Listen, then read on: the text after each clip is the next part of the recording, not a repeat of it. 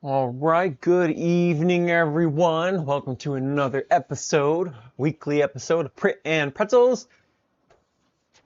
Got some stuff to talk about tonight. Got some upgrades we received in the studio for our workflow. I'll talk about those. Hope everyone has been well since last week. We did go get those giveaways out this past week. So congratulations again to our giveaway winners from last week. Super excited about what we're going to talk about tonight because there's some cool things that are being dropped and supposedly being dropped this month in April Fools. No, I'm not kidding. It's not an April Fool's joke, but there is some cool things that are coming this month to the 3D printing community, and I'm super excited about all that stuff. Iceman74, what's going on? Welcome to the live stream. Patrick, hello. Hopefully I'm seeing everybody's comments tonight. I think I've got Streamlabs worked out to where I can see the comments from both Facebook and YouTube. We're streaming to both platforms now, so trying to work that out. We got some cool upgrades I'm going to talk about. These ones were purchased by us. They were not sent from BIQU versus some of the other ones that we got. I got these ones because there are some things that I needed to get for the studio coming up. Come on, buddy. Some of our risers are kind of getting a little worn down because of the cats jumping up on them every week and in our videos if you haven't seen. And if you haven't seen that, I finally released a 100-day review video of the Sunloo AMS heater versus the iBose Tetris. I did release that today. Both units work great. Just one of them fits our workflow a little bit better, if you can't tell or haven't been able to tell for the last probably 90 days or so. So, David, how's it going? Super One Pro, hello y'all. How's it going? Hope everyone's doing well. So tonight we're going to be talking about something that Sunloo is getting ready to drop in the middle of April. They've been teasing it for a couple of weeks now. Sorry, I got something going on with my nose here. But Sunloo is getting ready to drop something in the middle of April over there at Rapid TCT in Boston, I think it is. I can't remember exactly what the days are. I know it's in the middle of April. I want to say it's like the 17th, 18th, but don't quote me on that. But they're dropping something pretty big. So Super One Pro, dope setup. All right. As you can see, the cats get kind of wild around here. So Terrific Origami, hello, how's it going? Welcome to the live stream. So tonight I'm going to be actually talking about a little bit about our setup here with the P1Ss here. You almost can't tell that they're P1Ss anymore because of the upgrades that I've done in the last couple of weeks, because I'm trying out a couple of them from BIQU because I've had some pain points in the studio with print monitoring, and I'm actually in the middle of editing that video, so stay tuned on that one. But I appreciate the comment on the setup there, Super One Pro. David, I can't afford many new products. I'm right there with you guys. There's so many things coming to the 3D printing community. It's almost hard to keep up sometimes. Sunloo is getting ready to drop this product in the middle of April at Rapid TCT. I've been kind of teasing it on the Discord. If you haven't gotten on the Discord, you can check that out on our homepage here on YouTube. There is a link there. And I think there should be one at the bottom of this video too. If not, I'll put it on the bottom of this video, replay chat and chat family. But it just seems like this time last year, there was like maybe one or two exciting things to be dropped. Like there was I think it was the H2D at this time. And then there was like the LU Centauri Carbon. Those were like the two big news items. But now we have FlashForge, who just just announced their new tool changer coming to the studio, or not the studio, but hopefully it's coming to the studio. It will be, whether one way or another, we'll be getting that one because I want to compare the two and how they really perform. But they just released that announcement that you can back it with $10 and get the lowest price from launch. So check out that video that we just did on that. I think there's a description if you want to use the affiliate link for that. Obviously, Snapmaker's got a very, very good product out. Mine's not down, I promise. I just pulled the print off right before. I've been trying out some of these donut fidgets, but Snapmaker has got an excellent product with a tool changer, and it just seems like these machines are here to stay. And there's been rumor, almost confirmed rumor, not quite confirmed, but confirmed, that Bambu should be releasing a product sometime in April too. So it's like, where does it end? So it's a good, bad problem to have. So we'll be talking about some of that tonight, all while eating pretzels and drinking our beverages of choice. But what I want to start with tonight is these products. Again, these were purchases from the studio or by the studio. They weren't sent to us by BIQU, but I've been looking at these Panda Perches for a while, and I have a Panda stack down here for another reason. I'll talk about that here in a second. But the Panda Perches, I'm going to replace the risers that are on our P1Ss, just because the cats have kind of like over the last year have torn apart the pieces that hold those together. So you can see on some of them are missing pieces up top. Maybe you can on the camera, maybe you can't. Yeah, so this middle one is missing its top riser area in the back. And this another important part of that is I want to get some sort of filament drying system for the next to the printers, because for me it just makes sense to I've got to have at least 60 rolls of filament just sitting out over there off camera here, and that's something I'm going to be recording here in the live stream at some point, or not the live stream but the YouTube content at some point. And it's just a pain point in the studio because I'm like, okay, I've got all these rolls of filament sitting out until I want to use one, and while the AMS heaters work great, I don't really have an option to pre-dry unless I dedicate a slot in an AMS unit to just specific for that reason. I could get a filament dryer, but I really want to incorporate it into an easier workflow, and that's where I think this Sunloo item is going to be kind of important for that. David, Snapmaker just had a new custom firmware drop. I haven't had a chance to explore that yet, but I really want to get into that. I saw that it dropped. I haven't updated it yet. That's part of the reason why the machine's not running. I want to get into that after this live stream and check that out, because I did see that drop. So shout out to you on that, David, for letting me know on that. I appreciate that. So this new filament dryer is what I think it is. Let me pull up the Sunloo announcement here. I want to say it was on their Facebook that I saw it.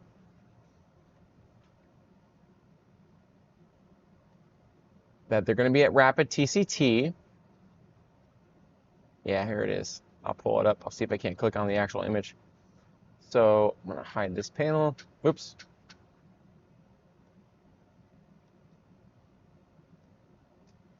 So I'm going to share this screen with you guys. Now that I got it pulled up, I'm going to show you what I'm talking about. Sorry about the infinite screen of death. I'll figure that out, I promise, at some point. So this is what I'm talking about. So Sunloo just dropped this, and I've been sharing it on the Discord. And again, if you haven't earned in there, that's a really good place if you want to get a hold of me or just chat 3D printing stuff. So at Rapid TCT, they have this invitation. If you guys want to join them, if you're in the Boston area, or you can go there, April 14th through the 16th. So that's the dates officially. At booth 1115. So we all know what the AMS heater is, and I just did that video for that 100-day review.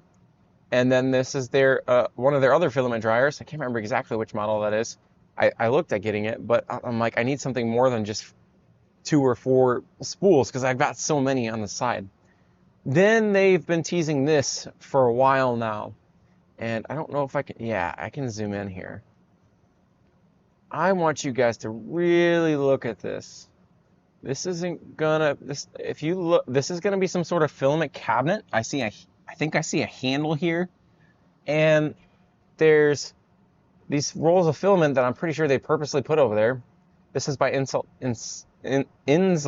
I don't know if I'm pronouncing that correct or not. But if you take the spacing of a roll of filament and you set it in the cabinet here, and you count over 1, 2, 3, 5, I would say minimum, maybe 6 if it, and then there's probably 2 shelves.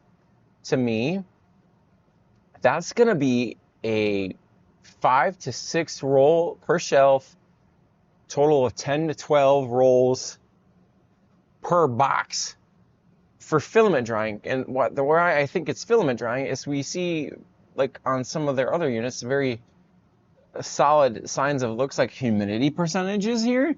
13% is what I'm reading there.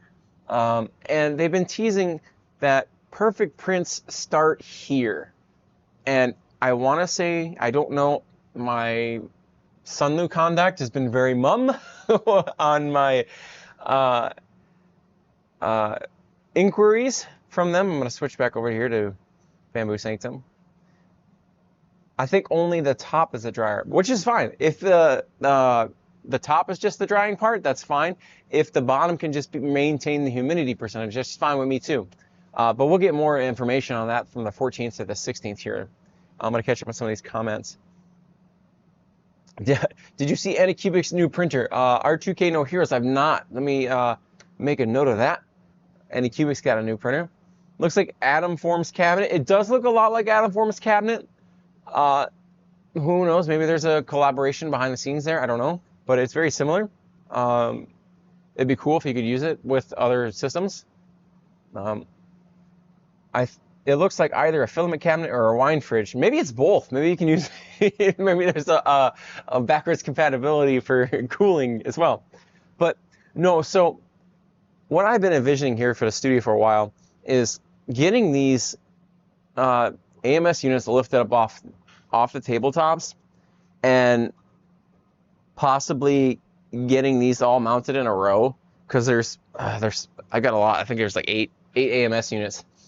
And then I can use some sort of filament dryer next to each one of the machines. So I can, if I know I'm going to print with a filament ahead of time, I can pull it aside, set it in there, and then when I'm ready to print that, I don't have to worry about drying it in the AMS unit. It just makes workflow more streamlined. And then that's where I think that these Panda Perches are going to come in handy. One, they're a little more durable because they're made out of metal, and my cats aren't going to be able to jump up there and perch as well. They'll still be able to get up there and probably sit up there on the glass, but they won't be as likely to tear apart the plastic pieces, because it'll all be metal with bolts together. But it's definitely, it's going to be pretty interesting to see it take place. And then the final thing that I have down here, the Panda Stack, I'm actually going to try this out for Alfie, who is currently back on the lineup over here after some well-needed rest. Because of the plate cycler, I'm printing a basket right now on this printer to see on the Panda Stack, Panda Stack, because it has a pull-out drawer. I'm wondering if I can use that pull-out drawer to shoot the plates off into the basket that's on the pull-out drawer. I think that'd be very useful. And then I can hide the AMS unit that I'll probably put underneath there, probably an AMS 2 Pro underneath there. So it's all one streamlined workflow, and it'll be turned sideways so I can still access the AMS unit if I want. And then the other side, that I'm trying to figure out the automation point for Alfie, because he can put out a ton of things for the studio here for our art fair booth that we are currently getting ready to do for the summertime. So just some upgrades that we're looking at that's going on. I'm really excited for that Sunloo unit to see what it is. Definitely have put the word out to my rep. Shout out to you, Sunloo rep. You know who you are. I'm going to be focusing in on rapid TCT as it approaches, and seeing if Sunloo is going to give us any more breadcrumbs on that.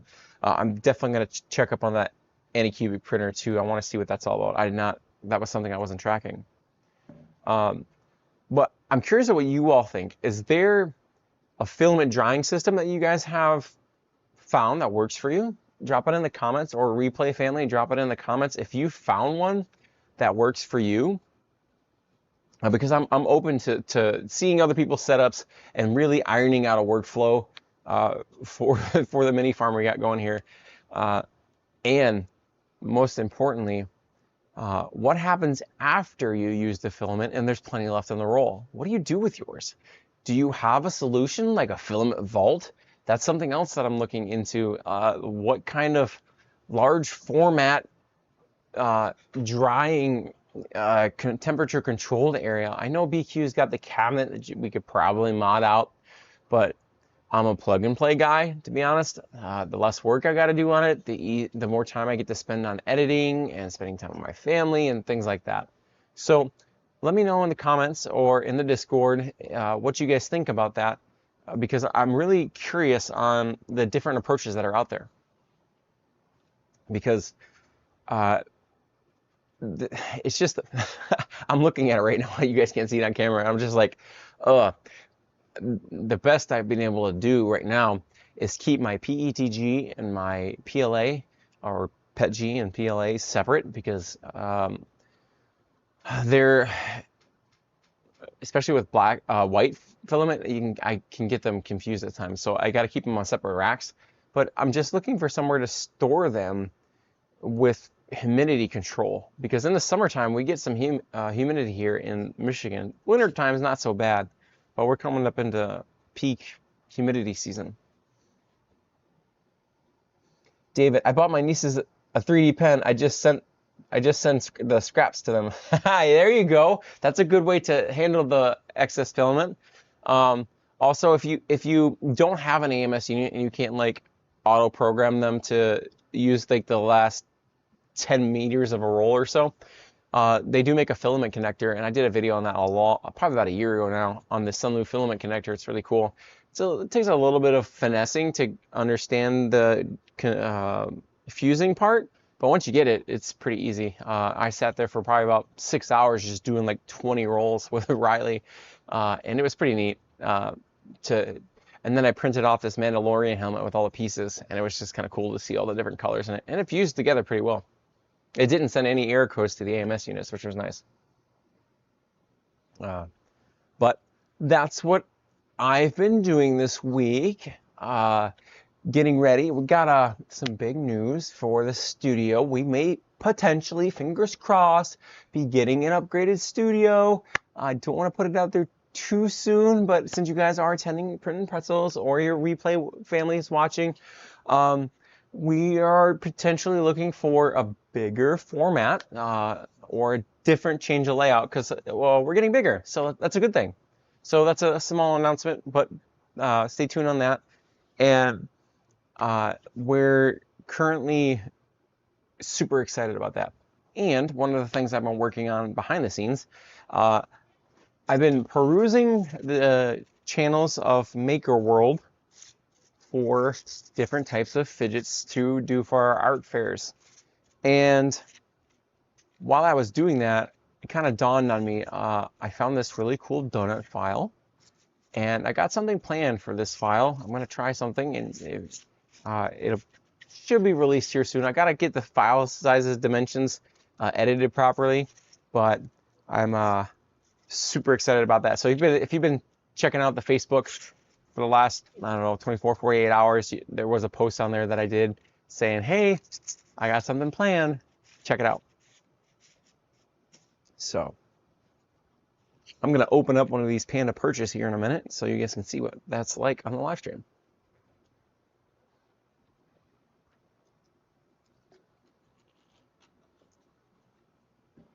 I'm going to get this stuff taken off here.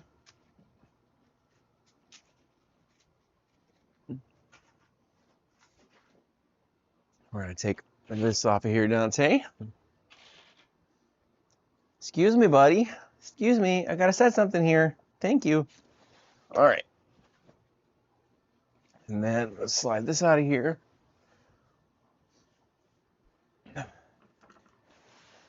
So this is the Panda Perch from BIQU.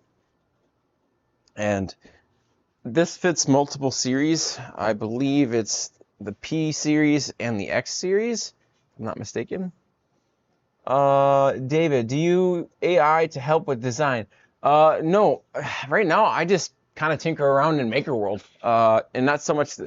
I shouldn't say Maker World.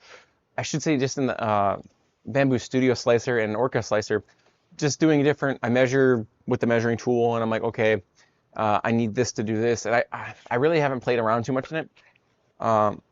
In design in general, I'm just now starting to get into that, because eventually I do want to technically design my own files.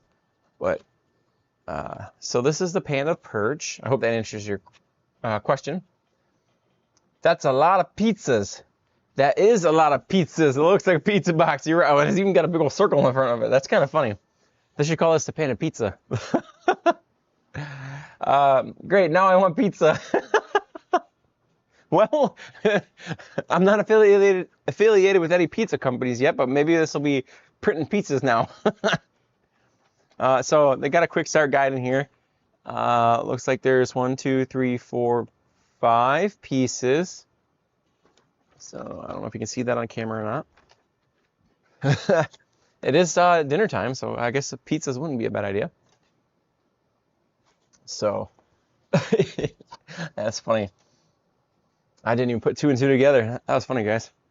So this is one piece, and it's pretty rigid. I want to say that's aluminum. Feels like aluminum. Another foam piece. Cats love this. As you can see, Momo's already on his way over. And we got, looks like a side piece for that. Maybe I'll even put this together on the live stream. Get the first unit put together.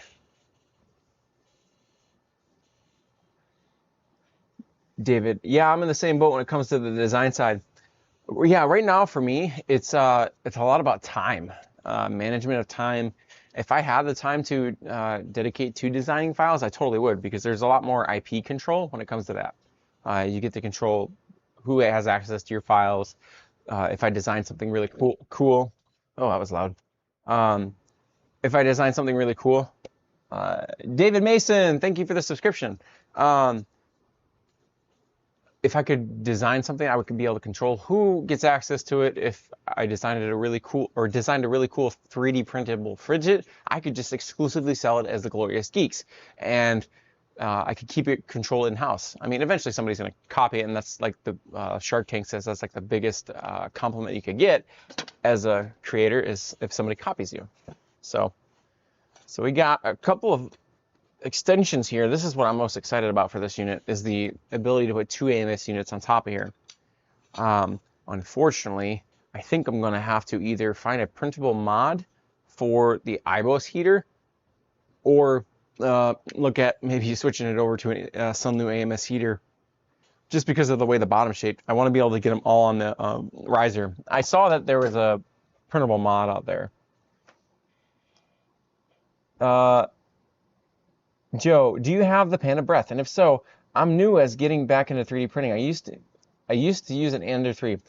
Joe, yes, actually I do have the Panda Breath, but currently I'm waiting for my pop cap to get here, because I'm going to do that as part of the review content for the upgrades for the Snapmaker U1. I'm going to put the Panda Breath in there along with the pop cap, so you get the sense of real enclosed 3D printing. Now, I can't really print with like ASA or ABS because of the fumes that it puts off. I don't have ventilation strong enough for that in the studio. I could try it with the frozen, what is it called? Air Purifier Max. I just don't see a port that I can connect the intake to. If the pop cap has a port on it for ventilation, then I probably can do that. But yes, I do have the Panda Breath here in the studio. I want to say it's right here. Yeah. So here's the answer to your question. Panda Breath, it actually arrived like 2 or 3 days ago. They want me to test this out with the Snapmaker U1 because I have been having a slight difficulty, not major, for fine connection points with the Snapmaker U1 with PETG. Not if there's a big surface area, I don't really have a problem with that. It's just if there's like a fine connection point, it likes to lift off a little bit. The Ender 3 is a great starter printer.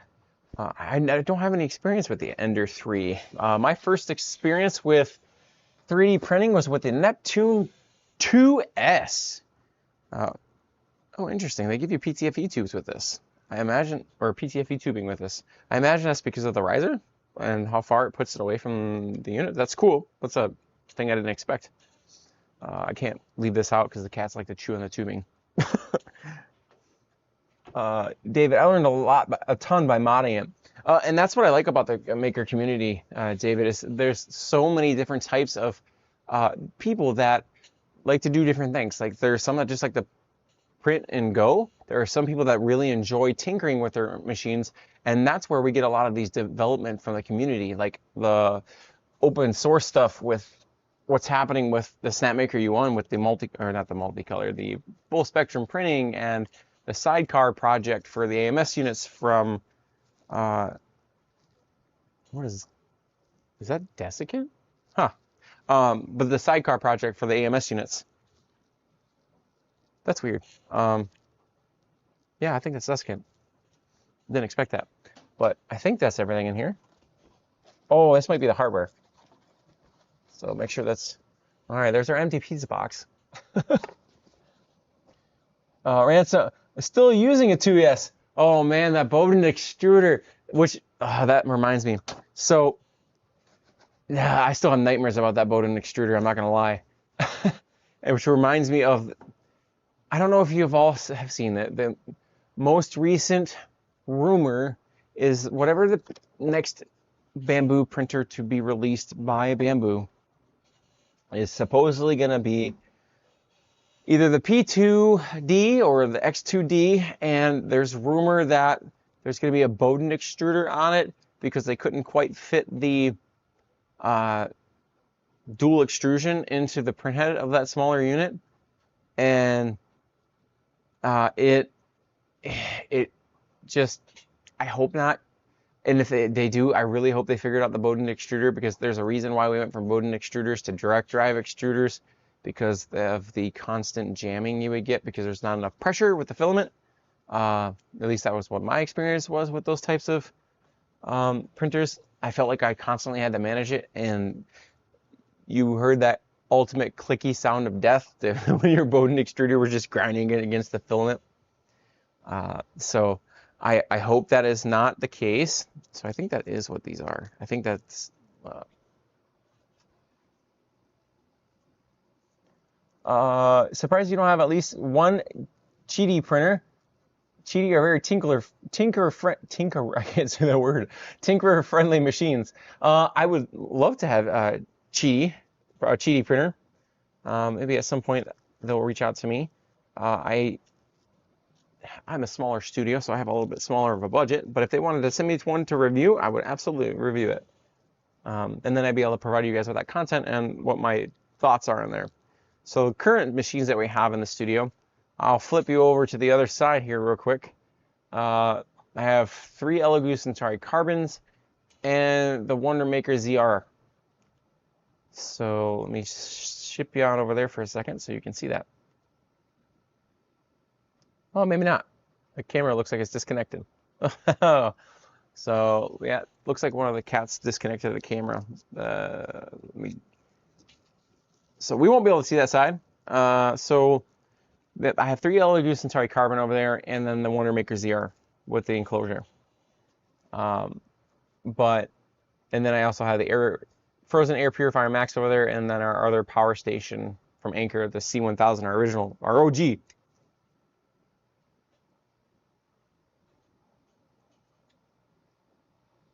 My recommendation, if someone wants to design, Tinkercad was very friendly at learning CAD. I eventually went to Fusion 360 and have been very happy with it being free and fully open for individuals. Smith, I have actually just started messing around with Tinkercad. I've been trying to figure out how to put a fidget clicker, a keyboard clicker into a file, because I really want to be able to do some fidget clickers. That'd be really cool. There's some designs out there that I really want to like modify and then put it out on a maker world, but I haven't quite figured that out yet. And then with the time constraint, it's hard to dedicate time to figuring that out. Oops, gotta make sure we don't lose any of these.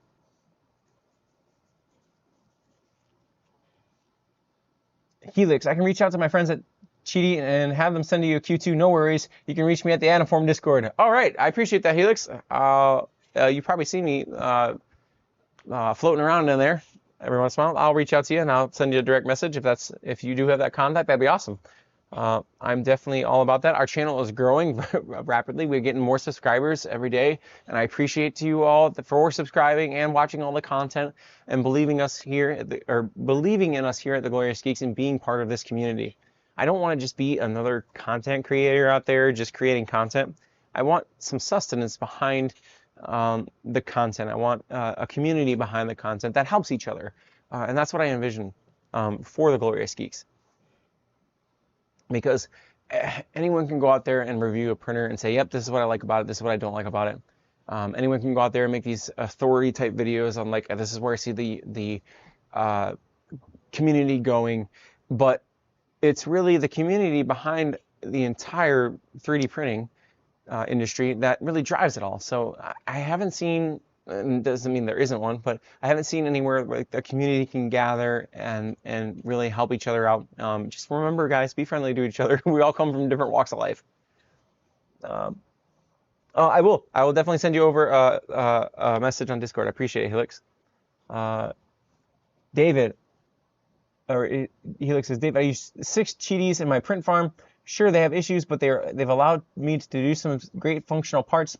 Have printed over 15K parts in 2 years. That's incredible. That's a lot of parts.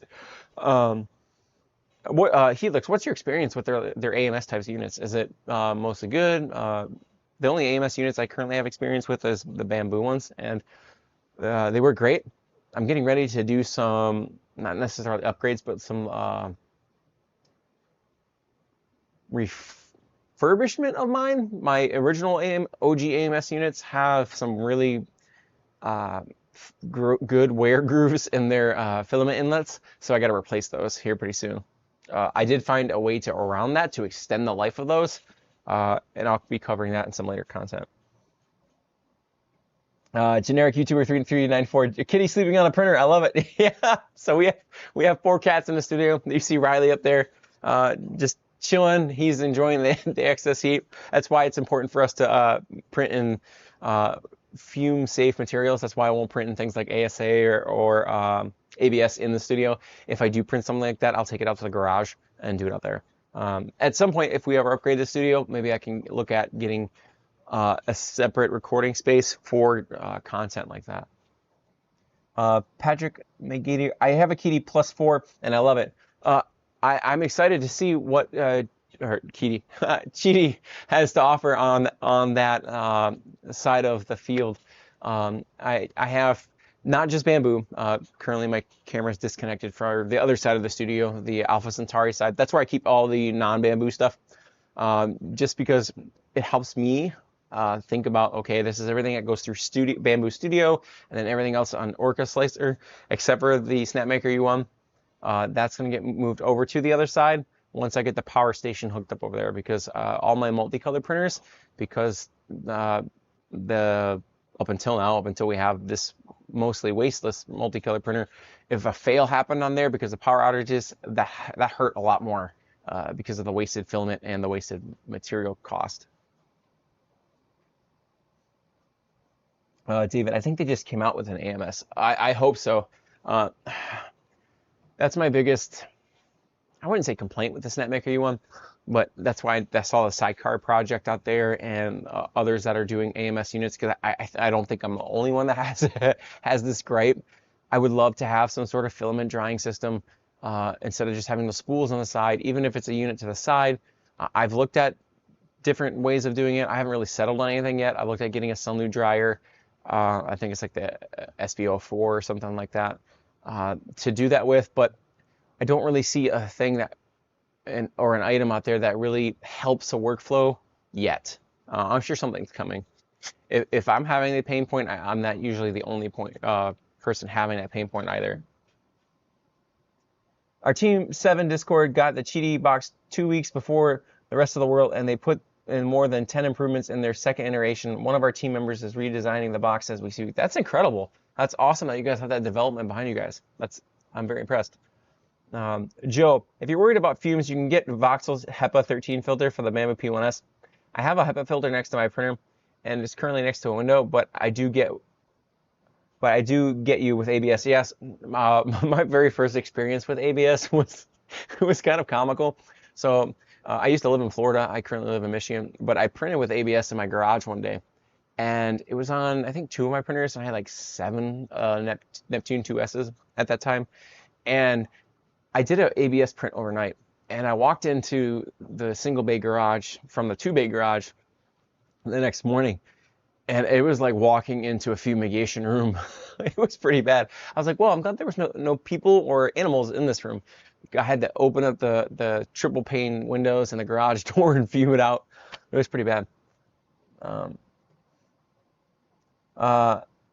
Helix 4D, our group, beta test printers and peripherals for consumer companies and industrial major printer lines. We do a lot of development work behind the scenes. That's impressive. I'm very impressed.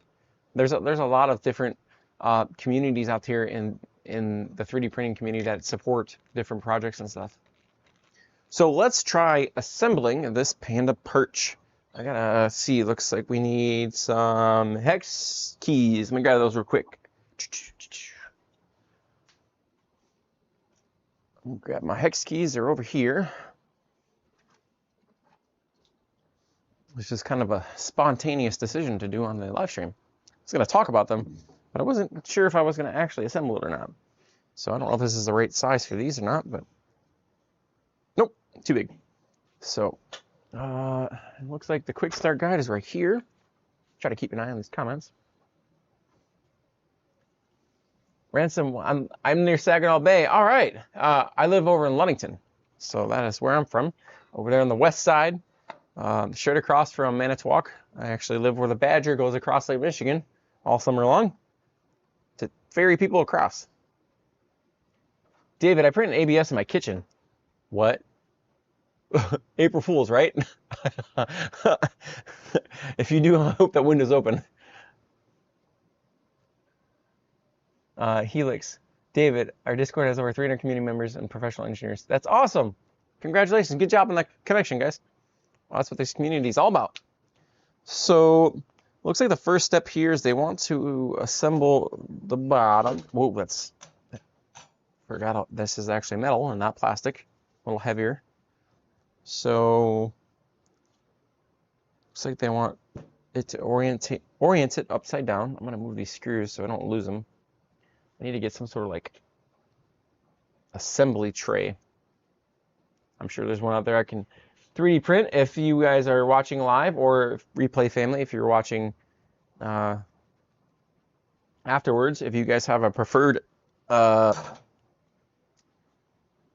little tray, sorter tray, drop it in the comments or drop it in the chat. I'd love to test some of those out. I haven't really found one that's quite for me yet.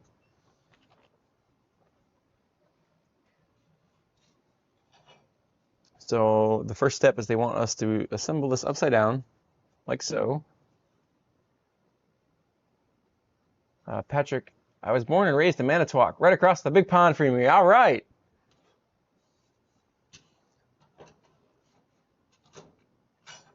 This way. So this sits on top like that.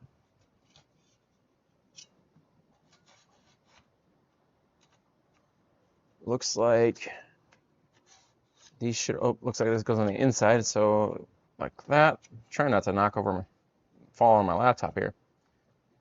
Like that. All right.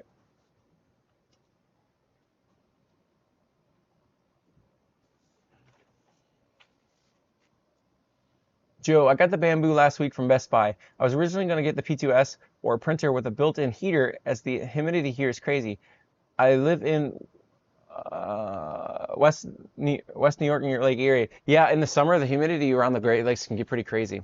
Joe, if you're paying, if you tuned into the earlier part of the live stream, one of the upgrades that I'm looking forward to from Sunloo is not just their AMS heater, which I just did the review 100-day review video on, but they're at Rapid TCT, which is in it's April 14th in Boston. So you're in kind of your area-ish over there in the Northeast. They're going to be dropping a large format dryer. That's not confirmed yet, but if you look at the preview images on Sunloo's Facebook, it's not hard to figure it out, especially with that last image that they did. And I think it's going to be either 10 rolls of filament that it can house in there, or 12. It just depends on, it's hard to tell from the image. But that's my guess on what that is. I did reach out to my rep, but he was he didn't tell me, didn't want to drop any details yet because it's so close to launch, which I don't blame him. They want to have a cool reveal out there, Rapid TCT. So if you're going to Rapid TCT, you can get in for free if you check out Sunloo's website, or not their website, but that most recent post that they did. It has a code on there that you can use to get a ticket, and come check them out. And if you are shopping on Sunloo's website, you can use our code BGLORIOUS and get a small discount. I think it's like 3% on your filament order, and it does help out the channel.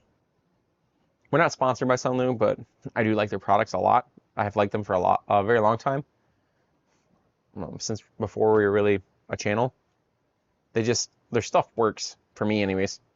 I can't speak for everyone, but for me, they work. Let me make sure I'm putting the right screws in here.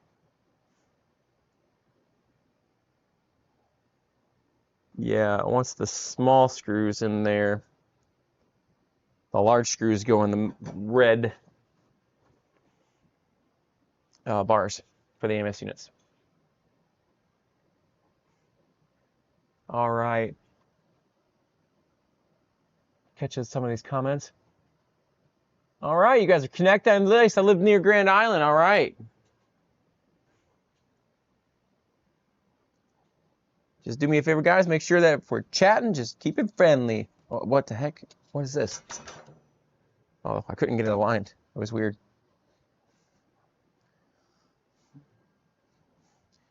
Some of the stuff that's happening in the 3D printing world is pretty cool.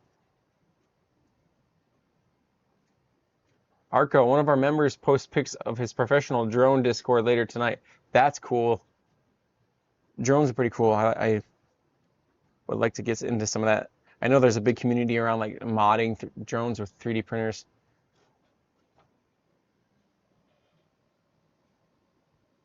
I hear you. I just got into the YouTubes last year, and I'm still not sure on what I want to do. LOL.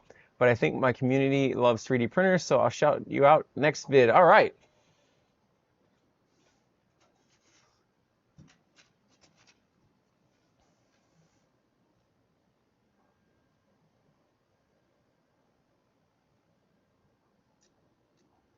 So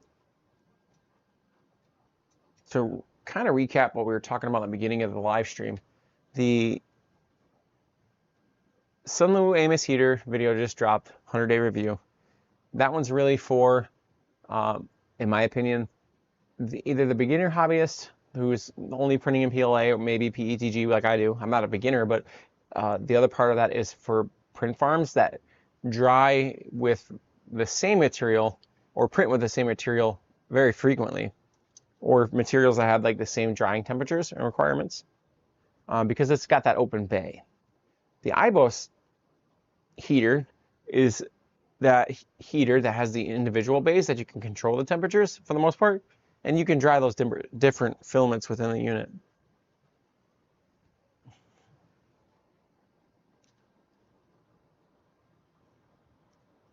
My biggest gripe with the Sunloo AMS heater, and maybe there's a fix out there, I haven't found one for it yet, is those hinges in the back.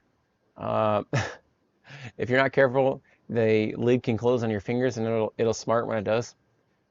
There is a prop out there that you can prop up the lid that you can print. I haven't done that yet because I've just learned to hold it with my hand and stick the filament in one-handed, but eventually I'll get around to doing that. Versus my biggest complaint about the, by the way, I'm doing this without directions. My biggest complaint about the other unit, the IBOS Tetris, is the fact that when I go to do maintenance on the machine, like if I need to change the PTFE tubes periodically, I have to disassemble the individual bays, and it's kind of annoying if you have to take the tray out to get to those PTFE tubes. I did see somebody drop in the comments earlier today that there is a adapter you can print if you want to put the Sunloo AMS heater on the AMS2 Pro. So that's exciting. I might be exploring that here pretty soon. I didn't think it would be too long for the community to find that. or to figure that out.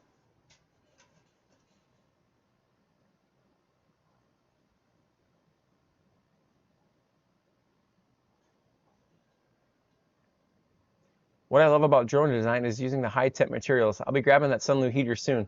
My business relies on it. I have 2 Sunloo S4s and 3 SP2s. I have a mod for the SP2s. Oh, Helix, awesome. If you do that when it comes out, I will have an affiliate link for the channel. If you don't mind, I would appreciate that. You don't have to. Don't feel obligated. It just helps out the channel. It doesn't cost anything for you guys. As soon as that comes out, I'll be putting content out on that just because I'm excited for that. Hopefully it doesn't let me down. Directions. That's important. All right, so they want, oh, I should have done something else first. They want this bar put on the front next. Looks like it goes with the padded side down, I think. No, it goes this way. Oh, because the padded side is going to go up for the glass. That makes sense.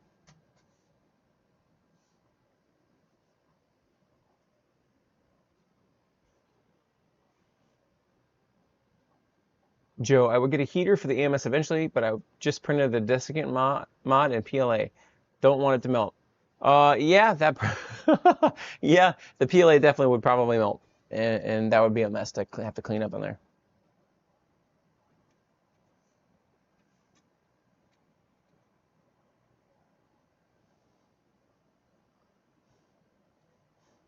David, I'm excited to talk to others. I've been mostly learning by doing, and I'm glad, David, that that's what we're going to be here for.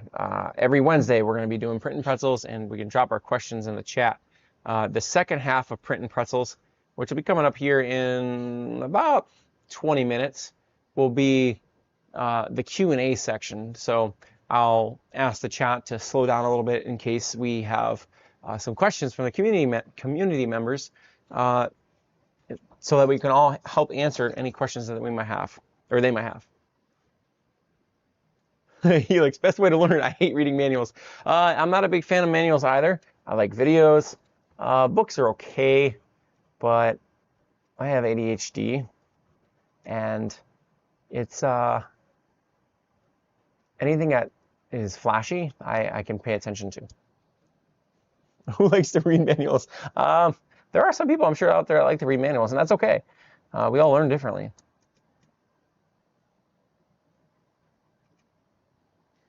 David, you have no idea how much I learned from failing. I think, was it Albert Einstein that, or no, or was it Thomas Edison? There was like several hundred different ways that he tried to do a light bulb, and it was the first, all those ways that he learned. There's some sort of quote out there from Thomas Edison. I just don't know it offhand. Somebody put it in the chat if you know what I'm talking about. Or in the comments, Replay family, if you're watching after. David, I put my ender together using the wrong manual. Yep. I think when I got the Neptune 3, I wound up not putting it together because I didn't read the manual correctly. So, or actually I didn't read the manual at all. So that was a pain point I had when doing that. And I'm sitting here trying to do this install and assembly for the Panda Perch. So there are these 4 screws that go on here for this bottom bracket. Warhawk 3912, I was between ordering the U1 and the Creator 5, so I did the responsible thing and ordered it's hard to choose with these two machines. So the Creator 5, I'm going to do a breakdown video between the two of these machines here soon. I really wish I had one in the studio to be able to do that breakdown. I'm just going to at first do the flash swap versus the snap swap, and like what the two differences are. But from the early footage that I put out and I've been checking out, I've noticed that the FlashForge Creator 5, it doesn't really have a collection system for the filament purges that happen when you put new filament in. So I'm guessing that what happens, instead of going into like a collection bin, it'll go down to the bottom of there. But if that's the case, I am almost certain that the community is going to find some sort of way to mod and put a collection bin in there.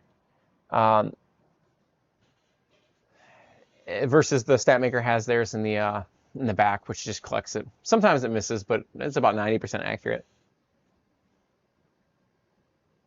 Yeah, there we go. I haven't failed. I just learned 100 ways to not make a light bulb. Thank you, David. I appreciate that. Yep, that's the Thomas Edison quote. I appreciate that. I knew it was something like that.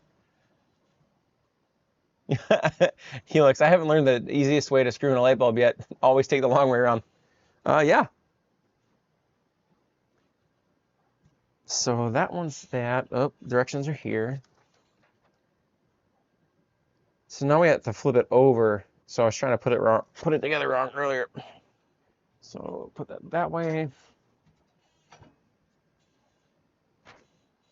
So now we put on the riser part, and this actually looks very similar to what we have on there because it's, you know, it's a riser, but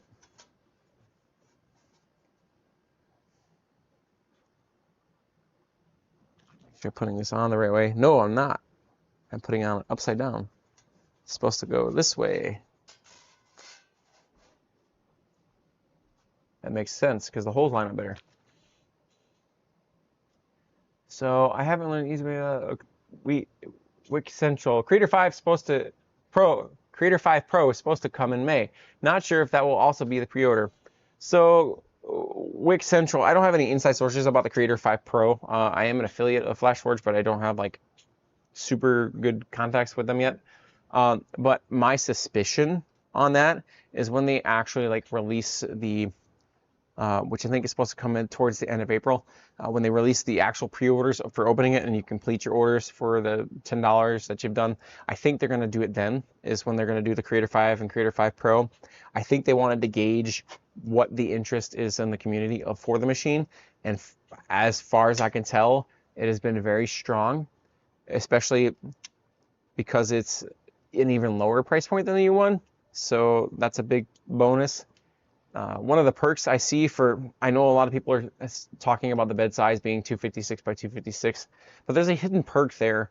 I think from what I saw, the early footage of that I put out, is I think, don't quote me on this, we should be able to use any of our 256 build plate size plates on that machine. I can't confirm that. It's just a suspicion I have because it looked like it was a semi-flat surface for that unit. So I'm hoping, I can't guarantee because nothing in life is guaranteed, I'm hoping with the Creator 5 and Creator 5 Pro, any of our BIQU build plates that are 256 by 256 or any of our other sheets that are that size can be used on that machine. It would make sense, and it would be an actual like hidden perk that could be done. It was nice chatting with everyone. I have to go check on the print that just finished and print some planters. I'll be back, and if not, happy Easter. Happy Easter, Joe. Yep, we'll be here for probably about another hour. So, oh, and newsflash, one of our Discord members, Transmutated, has modded the BIQU for the new color blender the U1 is using now. Some really amazing stuff. That's awesome. This community is moving so fast when it comes to all the mods. It is insane. I'm super excited for what the community is doing together. Anything from the full spectrum printing to sidecar project to any of these mods that are coming out. It's a lot of dedication that the community is showing, and I'm very appreciative of that. Because that's from a person who doesn't have a whole lot of time, I can appreciate how much time is sunk into those types of projects, and probably monetary things too. That hole's not lining up really well.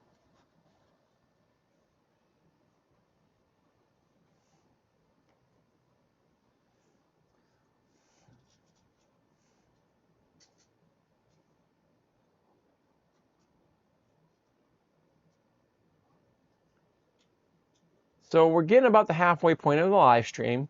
So if there's anyone that has been struggling with anything that they've been trying to 3D print, feel free to drop it in the chat now. At some point, I'll put like a screen overlay that I can pop up for the screen that I'll put on there that'll say Print Pretzels Q&A section.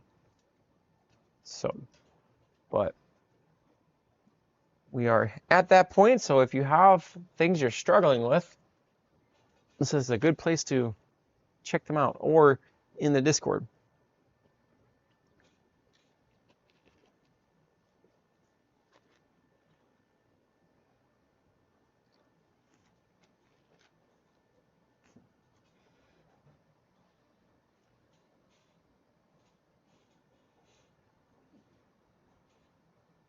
I just saw it as a bunch of easy stuff to already put together. That's awesome.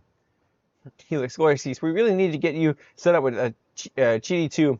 I'll reach out to them tonight and put a word in for you. I really appreciate that, Helix. I am definitely all about testing out new printers. It would be extremely awesome to get one of those. I've seen some of the other content reviewers out there that have gotten it. I really need a big, large format printer. So right now, the Snapmaker is the biggest one I have in the studio that is reliably functional. And I can't really print at this current time some of the models I'd really like to print on there that has small contact points, because it doesn't have an enclosed chamber. Even with the BIQU build plates, I'm going to try out a different BIQU build plate. I get them confused. I want to say it's the Glacier. It's the Glacier. It's the one that has like the thicker coating on it. But it's been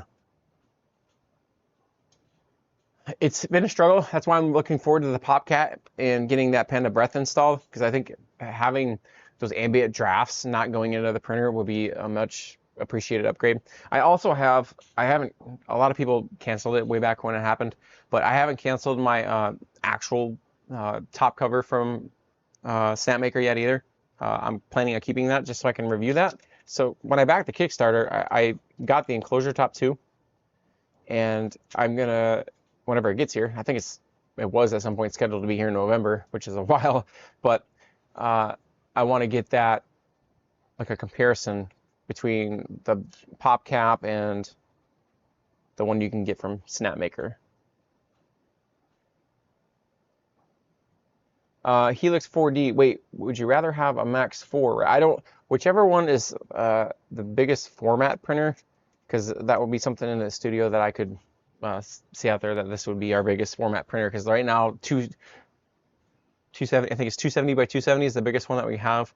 And one of the projects that I'm working on is behind the scenes. There's something that's happening with the A1. I can't really talk about it right now, but it's something similar happened to another machine that we did release content on. I need to print a basket for that machine, and I currently don't have a printer that's big enough to print the basket that I need. It's supposed to go in the Panda, not the Panda Perch, it's the other one, Panda Stack that I just ordered.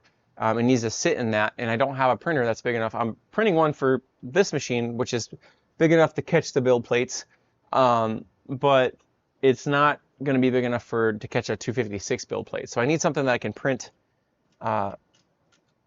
something that big to catch a 256 build plate. So something that I can print, ideally, I guess I could probably get away with it at the Snapmaker U1, but again, I don't know if 270 would be big enough to print a basket that can catch a 256 build plate. It could technically, but it would be kind of tough. I also have to take into consideration what that drawer size is for that Panda stack, and I'll be checking that out here pretty soon. David6308. No, I do not have the Arco anymore. I don't have time to work on printers. It is, my time constraint has gotten very tight, and with that board failing, it was a hard decision for me because the printer wasn't functioning after that. So that was a hard let go for me for the studio. So and there's been another couple printers I've had to let go, unfortunately. I'm no longer printing with my Neptune 4 Pro, which was a workhorse for me for single color printers. That is no longer in the studio. So I'm getting to the point to where if if I've got to work on something for a longer period of time, it's rough, especially because it'll take time away from other things. Glorious Geese, you could put a 256 by 256 inside a Max 4. I'll have to check that out. I will definitely check that out. I'll look up some review videos that are on the Max 4. Why is this hole not lining up? Oh, because I over tightened. I shouldn't have tightened them all down yet until I had them all in place. No, I was sad about the Arco, David.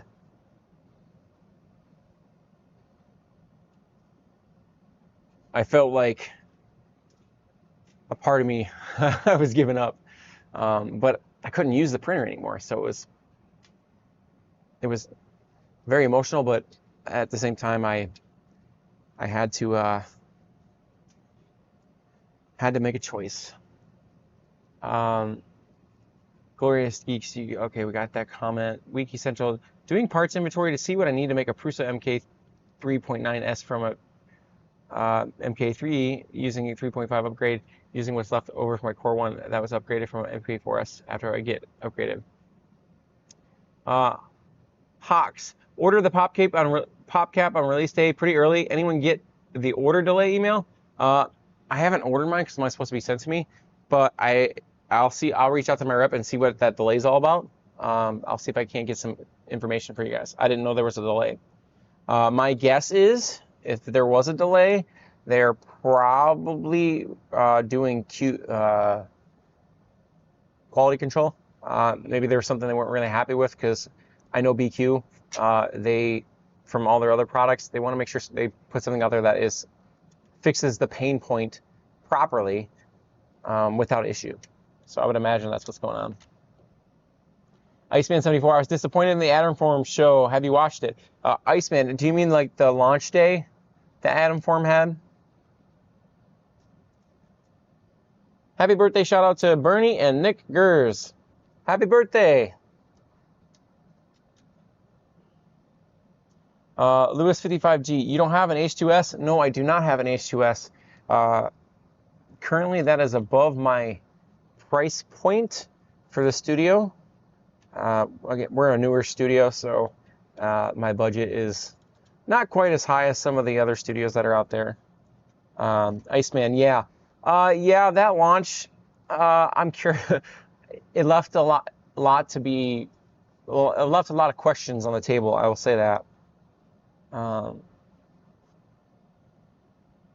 I just finished the frame for the top cover on the U1 with a pre-cut acrylic sheet from AliExpress. I'll be assembling it over Easter. Let me know how that goes. I actually have that here in the studio, but it's a time factor. I have that upgrade kit, not the one from AliExpress, but it was from another one. It's for the angled one, and it's got everything in it. I just had that. One, my printers are so busy I can't print the pieces off to put on there, and two, installs and upgrades, they're either happening while I'm filming content or on the live stream. If they're not, as this YouTube thing grows, it's beginning to be quite fun, and I mean that in all the best ways. It's just one of the trade-offs for that is time. Lewis55G, did you hear anything about the new Bambu Lab printers? All right, so let me cover that real quick. We did cover that a little bit earlier in the live stream, but I'll recap on that. So the rumor on the street, I don't have any affiliate contacts, or even actually affiliate contacts at all with Bambu. If I recommend a unit, there's nothing on the back end that is ever sent to us. But anyways, the rumor on the street is that the P2D or P2C or X2D or X2C that's coming out is going to have a dual nozzle. However, I'm a little worried about the trade-off on that. I don't have a unit, I don't have a review unit or anything like this, but I do have experience with what is rumored to be coming on the unit. If they couldn't fit the two extruders in there for the dual unit like they did with the H2C, the H2D and the H2C, and they put a Bowden extruder on there, it has me a little worried, partially. Bambu puts out units that just work. So I don't think that they're going to put a Bowden extruder out there that doesn't work. It's just an experience. Anyone that has been in the 3D printing community since 2000, I want to say 18, 19, and had experience with Bowden extruders in the past, know that they jam quite frequently, especially if they print for a long time. Just because the Bowden extruder is so far away from the print head, it can't or didn't used to be able to apply correct pressure. I don't know if that'll be fixed on the unit, but that's rumored to be what's part of it. I am hoping those rumors prove to be false if they aren't, or if they're not false. I hope that Bambu figured out some sort of conventional means to fix that Bowden extruder problem that was in the past. I hope that answers your question. Malachi, hey, this is my first time at one of these. Is this like a Q&A? Yes, absolutely. Malachi, an hour in for these Print Pretzels live streams, I open it up to Q&A for the community. If they have any issues, they can drop them in the chat. And either myself, if I see it on the screen, because they're they're going through pretty quick, or another community member, I would hope can answer that as a community forum. Now, I will caveat that. Cross-verify any answers that are given with research out there in the market, but it gives you a direction to try to solve your problem. And that's what the community here, what I envision for Print Pretzels is that, hey, I have this problem. Does anyone have a potential solution that I could explore and things like that? Or I'm new to 3D printing and I don't know what to do with this, and so on and so forth on that. And again, caveat to, much like a Facebook forum that you go to get answers, not all answers are created equal. They're not one size fits all. So just any answers that you're given, just make sure you do the proper research, and as always, be safe whenever you're doing something. Catch up on here. I hope that answers your question, Malachi.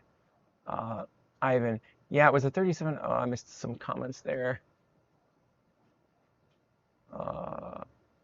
David, I gotta go. Have a good night, all. Have a good night, David. Okay, thanks. I was gonna get a P2S, but I wanted to wait for the new printer to come out. Do you know what timetable they're thinking? Lewis, it's supposed to be. Rumor has it. Rumor has it. Sometime in April. And I'm not pulling your chain for April Fools. I'm not an April Fools guy. I like the jokes, but I'm not an April Fools joke guy. But it's supposed to be sometime in April. I imagine with Rapid TCT being April 14th through the 16th, I would be surprised if it wasn't sometime then. Hey, I made the same mistake on this side that I did on the other side. I tightened them down before I got that last one done. Normally the setup doesn't take this long if you're not doing a live stream together with everyone.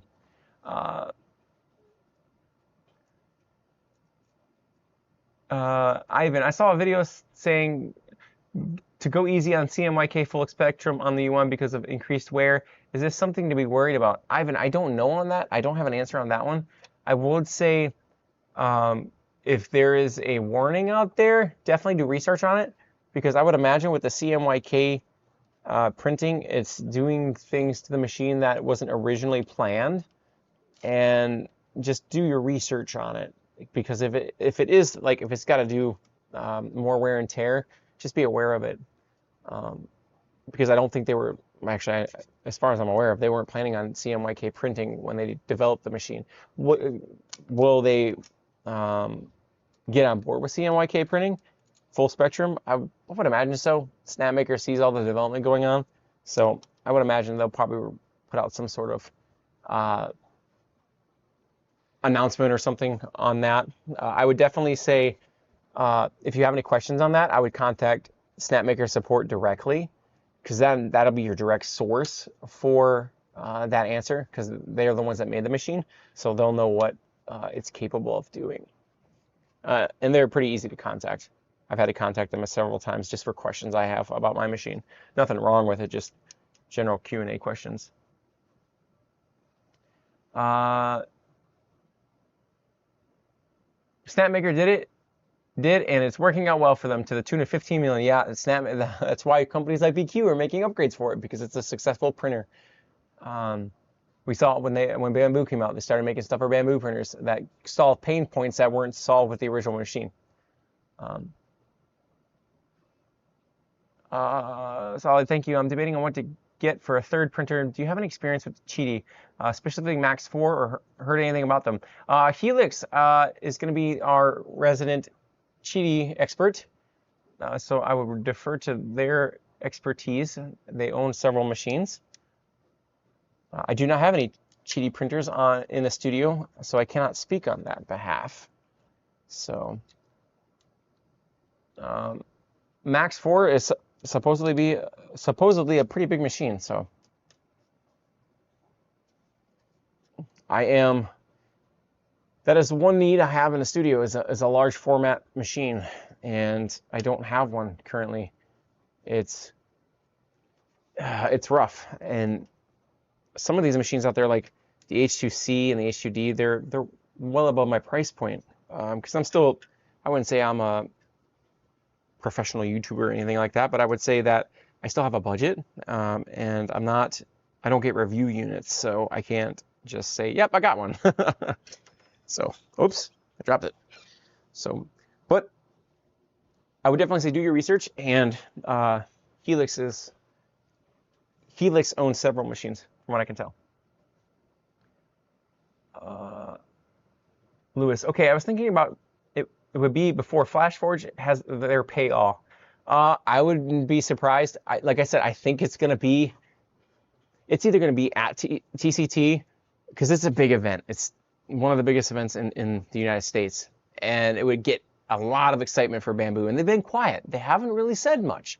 So I think they're going to try to do a surprise reveal, but there is rumor out there.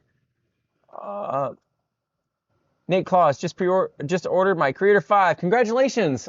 We ordered one too, so that we're excited about that. I really want to get into the content comparison between this machine and the Creator 5. And don't worry, mine's not down. I just took a print off before, probably like 10 minutes before the live stream, so I didn't have time to program another one.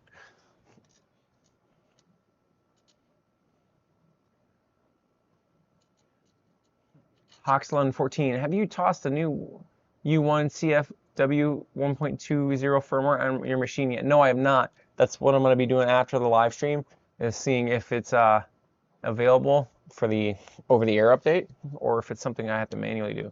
If I have to manually do it, I don't know if I'll do it right away, because time constraints. 2mile778, because it's increases the tool changes on Spectrum printing, it will wear down your machine faster. Thank you for that answer.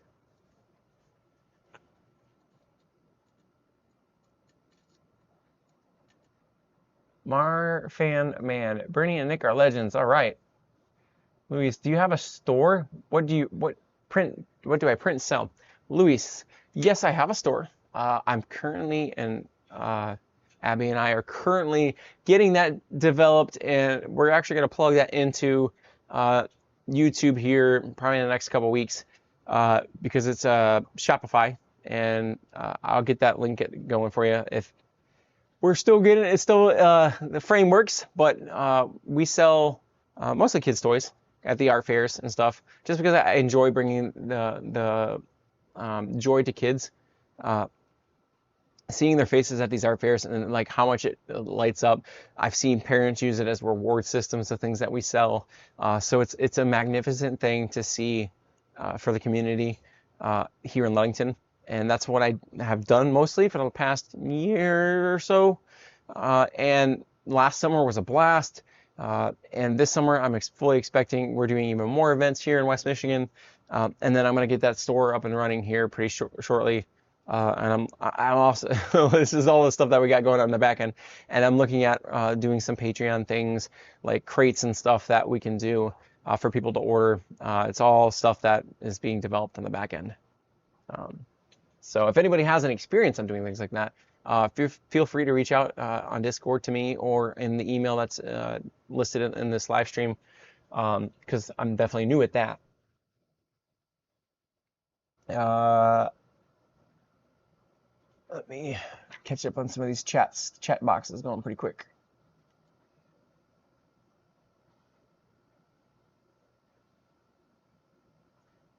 I'm having a tough time adding color to the single color files. I lost detail and the color bleeds through using Bambu Slicer paint function.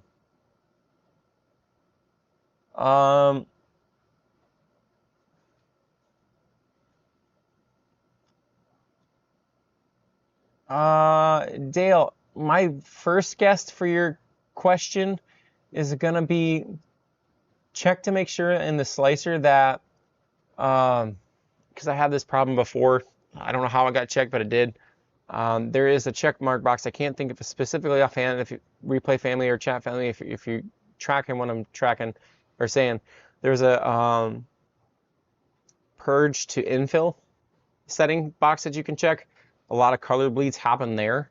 That's my first guess, is that maybe that check mark box is there, because what will happen is it'll purge a color behind another color and then it like kind of like fades into it. I printed a Pikachu model once and you could see the black through the yellow, and vice versa.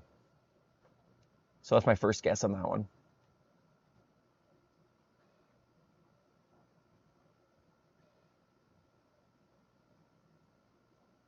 Helix, thank you for answering Malachi's questions. Ivan, I went with an H2S and a Snapmaker U1 over a single H2C. The slow print times on the H2C turned me off. Ivan, I'm right there with you.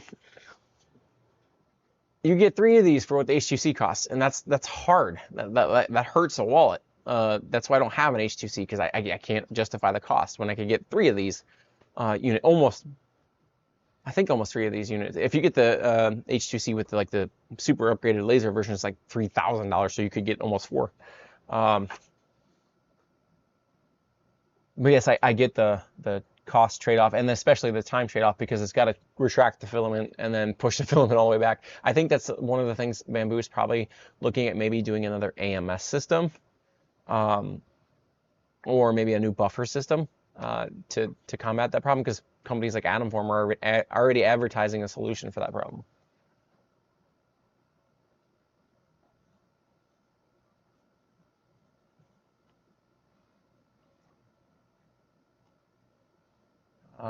Just scrolling through some of the comments, making sure I'm not missing any questions, as this is the Print Pretzels Q&A section.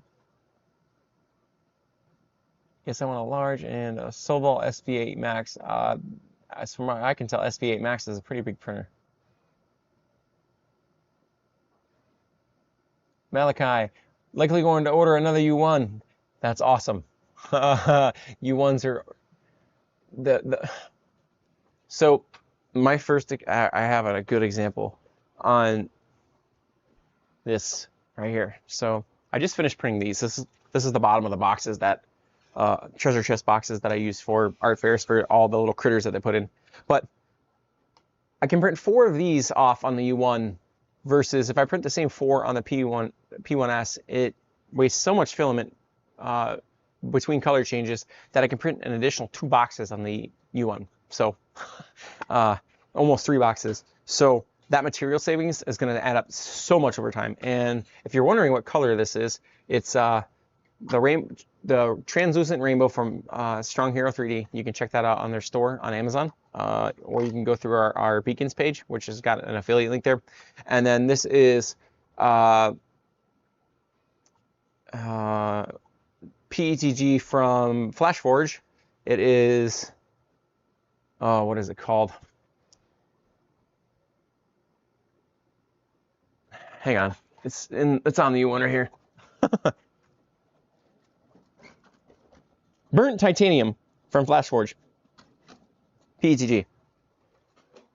Couldn't think of the name. So that's the filament that the metal pieces are made of on this box.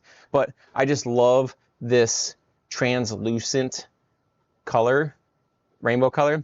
And you can't tell on the camera, but if you put it in the sun, you can actually see the sunshine through it. It's really nice. It's really beautiful in the summertime. I printed a giant egg off on this last summer, and it just looked gorgeous.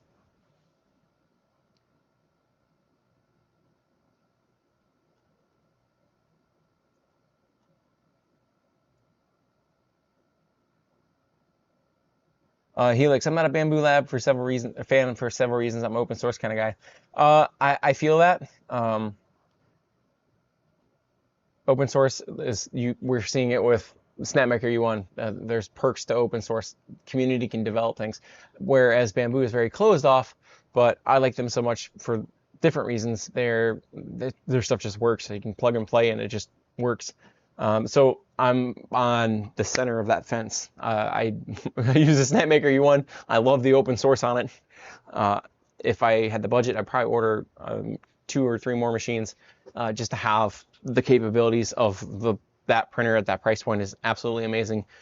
The community is developing things for this machine because it is open source, and this community can't really develop it because it is closed source, but the ecosystem behind this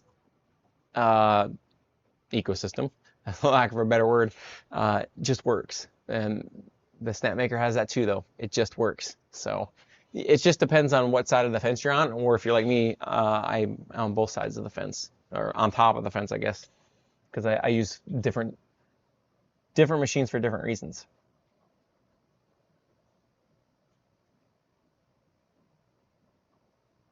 Hawks, if you live close to a micro center, they literally have U1s just in stock on shelves. They sell them in stores. That's incredible.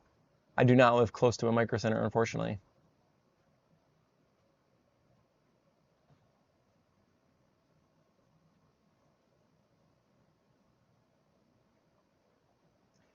Helix 40, that makes sense. I am newish, so I guess I kind of don't know what I'm missing by Bambu not being an open source.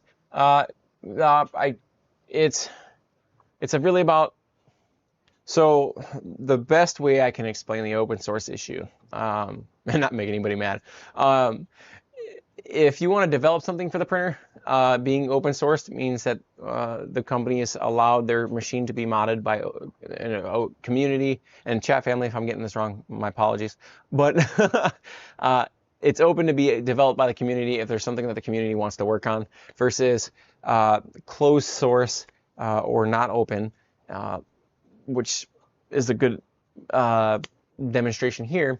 Is the community can't work on it because it's locked behind proprietary things.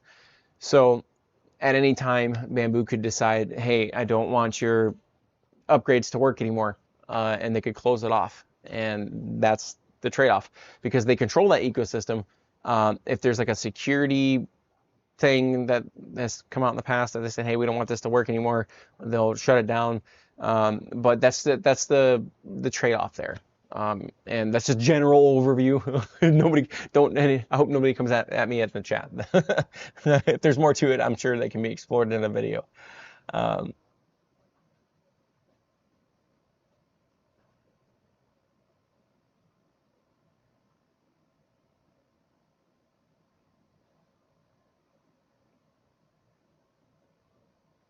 Malachi, I get my first U1 on Monday. I'm so excited. It is going to change the way you look at 3D printing. It is absolutely going to change it. How you're going to look at saving costs of material alone is going to be changed, let alone print time. I remember looking at the first model versus the P1 on the P1S. It's actually right down there. I still haven't got around to putting them on there. I don't know if I will. Those Bambu pipes. If I printed them with the leaves, I didn't put the leaves on them, but if you printed them with the leaves, it took like 10 hours on the Snapmaker U1 versus like 25 hours on the P1S. So the way that you're going to view 3D printing is just going to be so drastically changed. So congratulations on your U1. Helix, I love the burnt titanium color, but FlashForge ASA VT has been very bad batches for me. I've never printed, I can't say I've never printed an ASA, but I don't hardly print an ASA, so I don't know about the burnt titanium for ASA. I just burned through 4 rolls of the burnt titanium, and I didn't have any tangles, thankfully. And that's my biggest issue with filament, is getting a tangle, which is why I love AMS units, because it detects them and shuts the print down. I don't know if anybody else has had this problem with the Snapmaker U1, but I've had issues with the sensitivity of the AirPrint detection failure, so I've turned it off. I turned it back on and it didn't go away with a firmware update, and I've adjusted it from low to medium to high settings, and it just doesn't like the filament for whatever reason. I was trying to print on it, but that's why I like AMS units, because I don't have to mess with those settings. It'll just kick it off. So maybe there'll be a development, or that air printing will get fixed, or maybe it already has.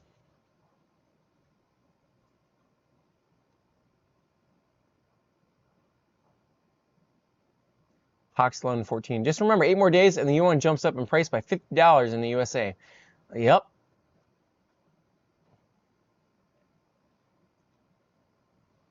Helix 4D, thank you. Lots to learn, and I appreciate everyone all for their input. This is a great way for people to connect. Thank you, host. I appreciate it, Malachi. That's what we're here for. And if this ever gets to be too big, what we can do is we can not necessarily shift the entire thing, but if we have like so many questions that we're getting so big, we can drop them into Discord and say, hey, I dropped a question into Discord. Can somebody answer that? And that's if we get to be too big as a stream. But that's what this community is going to be built for. Is I definitely want everybody to help each other and work with each other and just build the community together. And I appreciate everyone helping build this wonderful hobby. David, I think my P2S prints just a bit more refined than the Snapmaker. Patrick, Apple versus Android. You are correct with that. Open source versus closed source. 100%. Android can be modded. Apple, not so much. But Apple provides a premium product. If you've ever had an Apple, it's very user-friendly. So, Helix, Glorious Skis, you explained that well. I appreciate that, Helix. It's the best way I could think of to not light any fires. Not an AI. I made you via this comment. Which would you make me choose from, P1S or U1? I'm in this immediate dilemma and hilarious cause I am close to a Snapmaker or a Micro Center. You can force me to make that decision and I will happily make it. That machine, Snapmaker U1. You're gonna waste so much more filament, so much more time because of the filament, the single nozzle. That's an easy decision. If I were starting over today, fresh money, $5 grand, I wouldn't have these machines. I'd have this one right now with because there's no other machine currently out in this moment in time. Fresh money, $1,000 or $1,000. If I had $1,000 and I was getting my first unit, I would get the Snapmaker U1. It's the best unit available right now for the price point. I can't get an H2C. That's close to $3,000. 4 colors, that's enough for me right now. I don't, very few prints I have to do that are more than 4 colors are on the P1S. If I do, it's one of our little Hatchie Pal critters, which is not a ton of filament waste because it's a short model. Big color prints, I don't do them because I don't have a unit that's capable of 5 or more colors. So Snapmaker U1, totally my choice over the P1S right now because of you're just going to get more with the unit. Now, you're not going to get that enclosed version yet. It's not fully enclosed because you're not going to be able to print with ASA or ABS on the machine because you're not going to have that temperature control and that ambient airflow control on that. But you're going to be able to do PLA just fine. I would strongly recommend getting the U1 BIQU cryo plate. I have it. Sometimes my prints stick too good to it. Since I've gotten my machine, since I've received my machine, you haven't really seen the build plate move off the wall, the original machine. You can look at all of my videos in the past. I haven't taken it off the wall, maybe once to do one print, and it was an attempt to get a tiny PETG contact point, which is as small as this screw on the build plate, and I was having a hard time. So that was the only thing I took it off the wall for, and it didn't work on that plate either. And it was because of the ambient drafts. It was lifting. I even tried to use mouse ears, and no, I need to. It needs to be enclosed because in contrast, I put it in the P1S to print, and it printed just fine because the airflow was controlled. So there's that. hold me to the question answer for you. The X-Man74, the U1 spoiled me. I'm right there. The U1 has spoiled me too. I love this machine so much. That's why I have high hopes for the Creator 5.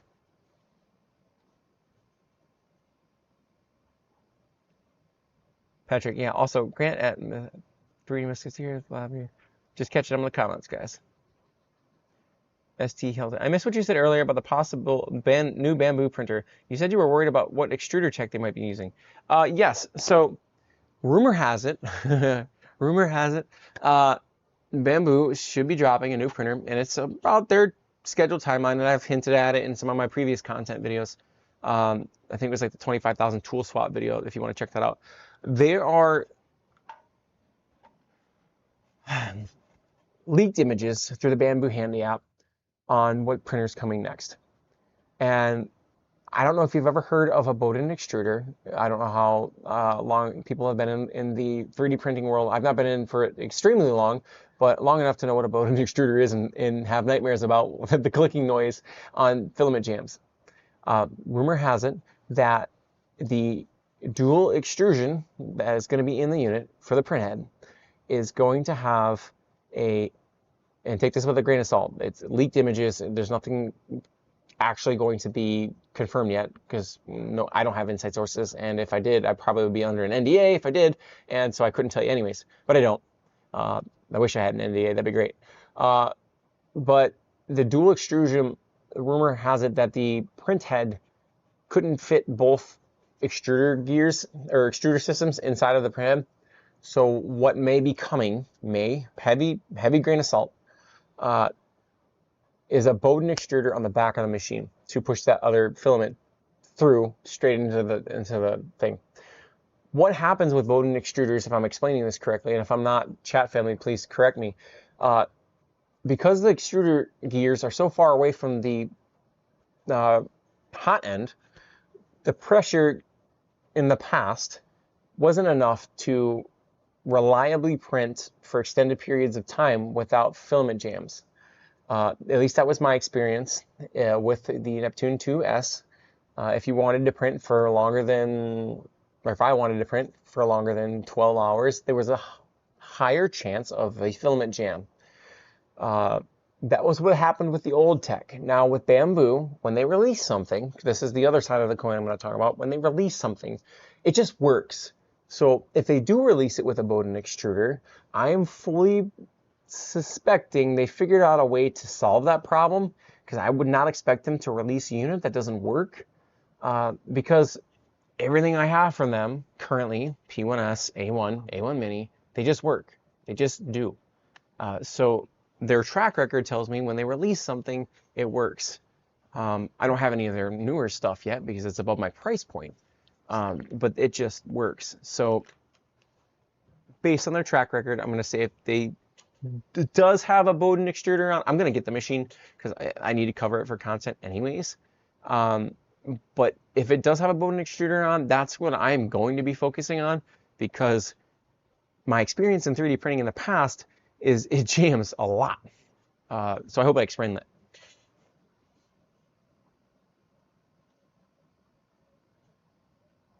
Helix 40. The burnt titanium PLA is great, but something about that pigment really absorbs water a lot. Yeah, I know. That's why I'm glad I burned through it a lot. David had a few string events on the U1 and it didn't stop. Yep, I had air printing one time, and it was very painful because it was an expensive filament. It was air print. The one tool I kept printing just fine, which was the expensive filament, and the one that was not so expensive was the one that didn't print.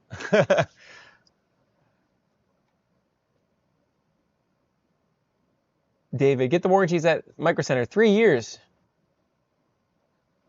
That's actually an incredible warranty. If Snapmaker comes out with their own AMS, then it's game over for Bambu. I have been saying that since, I want to say it was the 25,000 swaps video, maybe even before that. If they come up with an AMS that I can just plug and play into that Snapmaker U1 for each toolhead, it's going to make even more waves than they already did. And Snapmaker, if you're listening, I hope you are. If you can develop that and just plug and play into your machine, that's an entire ecosystem I would be happily to buy a AMS unit for, because I have AMS units and I love them.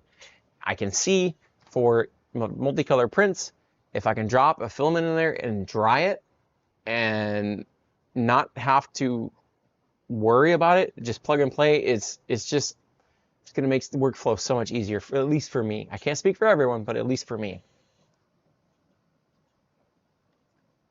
I hope that answers your statement, Ivan. I feel the same way. Hawks Lund 14. Well, let's see, Ivan, let's see what Bambu drops in supposedly later this month. Yeah, once those professional manufactured tops start being received by people, and people toss Panda breaths in their U1s, it'll really take off. Hawks, I have a Panda breath, gonna be putting it in there. I'm supposed to be getting the pop cap here in the next few weeks, once they get them out. They really want me to work on that and show the case that, because it's a major pain point. You can't do ABS. I can't show ABS, but I can at least demonstrate what the Panda breath is, what it does, the U1 top cover, and solve the ambient temperature problem that I have with the PETG. Because I have time-lapse footage of the print failing before, and now I can showcase the time-lapse footage of it possibly succeeding if it solves that problem. So that's what I would like to cover. Helix, for my business, I do functional industrial parts, but if I were doing anything colder than ABS, I would get a U1 or an IKEX. DM, have you had a chance to check out the ProForge 5 Ultra from MakerTech? No, I have not. Great Lakes Laser Supply. Welcome to the chat. Trying to get everything done before spring break. I'm good for another one tonight. All right.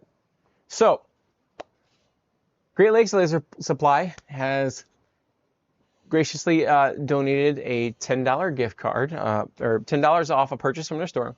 So, I'm going to do a giveaway. So, let's see. What do I want? This will be a contest. Let me catch up. Let me get my chat bar caught up here. All right. So the giveaway.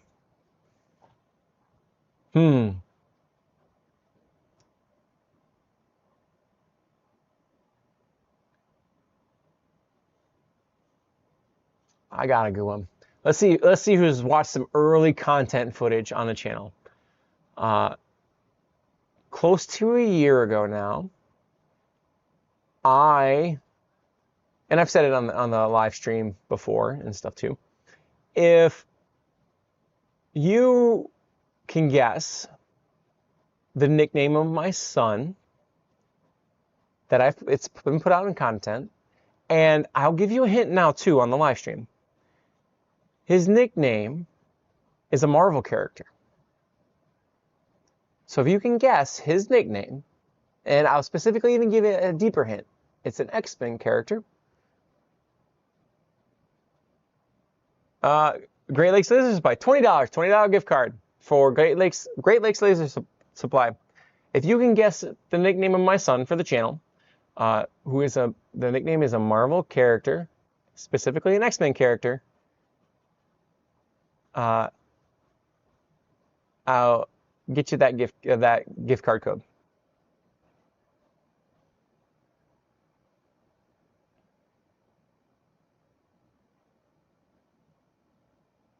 Malachi, Xavier, good guess. Nope.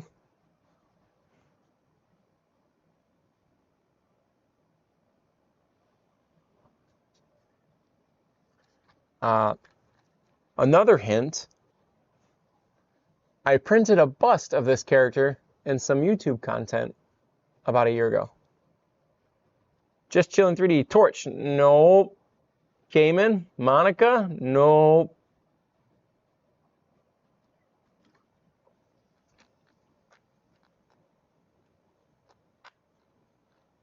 Nightcrawler, no, but that would have been funny. Wolverine, no. War Machine, no. Great Lakes Laser Supply. Cyclops, nope. No. Helix, nope. No Wolverine. We're getting closer though.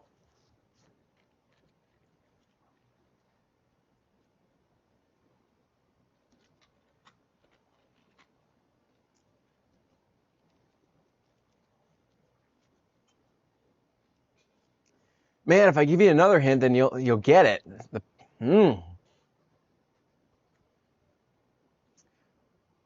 Helix 4D, you got it. Gambit. His full nickname is Gizmo Gambit. So, oh, just so close. DMGX5. Oh, you guys are getting close. Oh, look at it. All right. Helix 4D. 4D. Yeah, Helix 4D got it first. Helix, when I reach out to you on Discord, I'll get you that Discord that discount code for that $20 off. Congratulations, everyone. His nickname is Gizmo Gambit. And you'll see some. He's in some shorts content of me pulling some footage off the U1. If you want to check out our shorts videos, one of the funny ones was a giant duck. Helix 40. I remember now. Yep, Gizmo Gambit is his nickname. And due to different YouTube restrictions or something, I can't put him on the actual YouTube footage like live streams and stuff because he is a child. But the shorts content has got different rules, so that's why he's on shorts content. But awesome, thanks. I remember that bust now. Yep, I did it in purple, purple PLA from Sunloo. It was a beautiful bust. I want to say it was by, I can't remember. I want to say it was by Eastman, but it was beautiful. It turned out so well, and it went together so well. But congratulations on that giveaway win there, Helix 4D. And I appreciate Great Lakes Laser Supply for supporting the channel. It's just a good way for us all to get a little bit excited every week, or not every week, but when these opportunities do arise.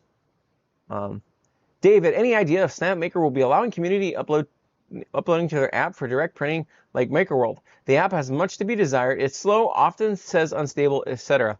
David, a couple of things on that point. First, I don't have a Snapmaker rep officially yet. I've reached out to them. I've sort of gotten in contact with them. I'm just waiting for some answers. Second, I'm guessing they're trying to, this is a guess, big word or big caveat on guess. I think what they're trying to achieve is they're trying to achieve something like MakerWorld, an ecosystem around the software and around development of models.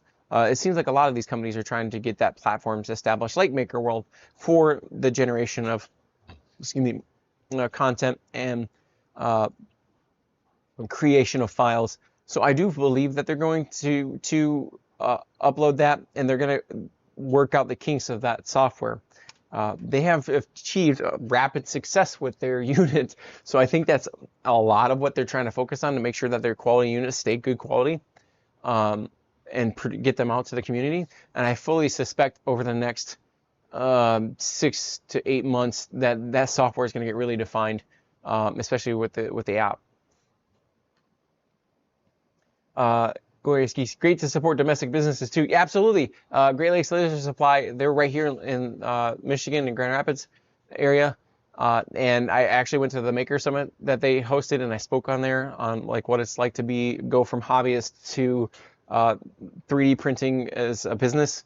And it was really fun, and I had a really good time there. And I'm going to be back next year, hopefully, as an even bigger portion of doing things as I grow and as we grow on the channel. To help bring the 3D printing community to the bigger maker space of Michigan Maker Summit, because it's a growing industry. I fully suspect in the next 5, 6, 10 years, it's going to be like our traditional 2D printers for paper. A lot of people are going to have one in their house just to print, even if it's just to print things that make their life easier. Like those you see on the YouTube all the time. It makes my life easier. 5 prints today.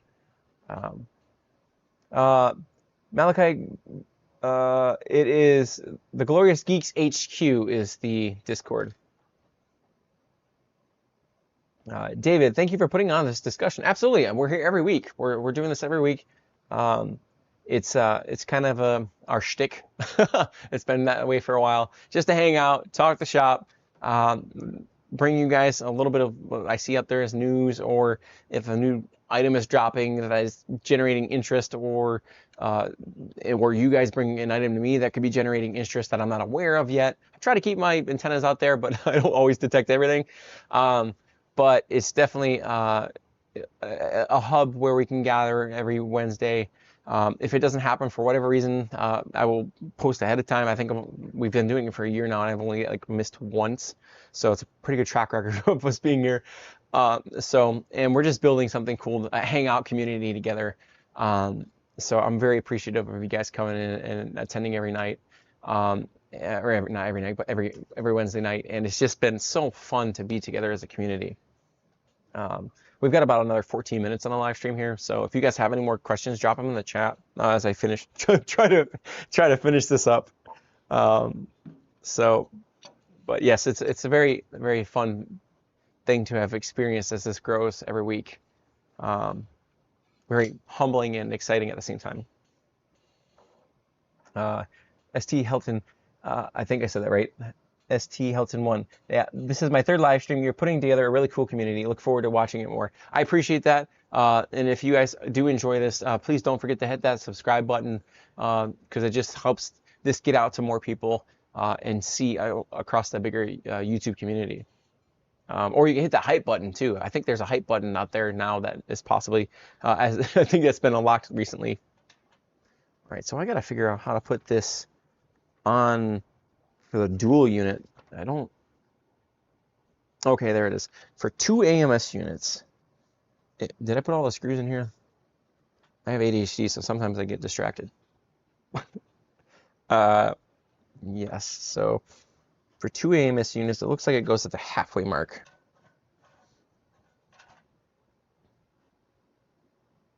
Now, okay, so it goes that direction. I really like, first take on this, I really like how rigid this is.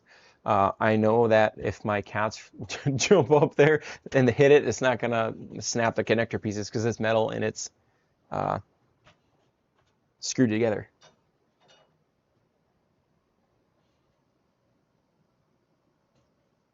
Hawks, holy cow, I just clicked your Cobalt link in the links and socials page. You're talking about the beacons page? Yeah, I'm trying to get that together still.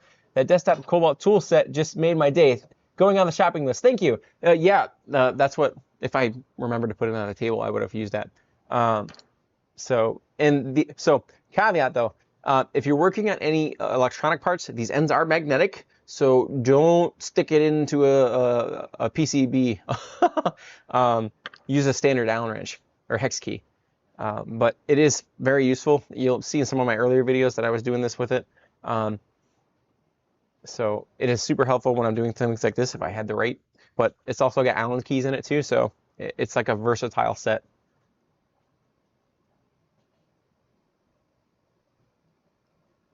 Glorious Keys, I already know that. I'll get some NFC business cards done. Nice.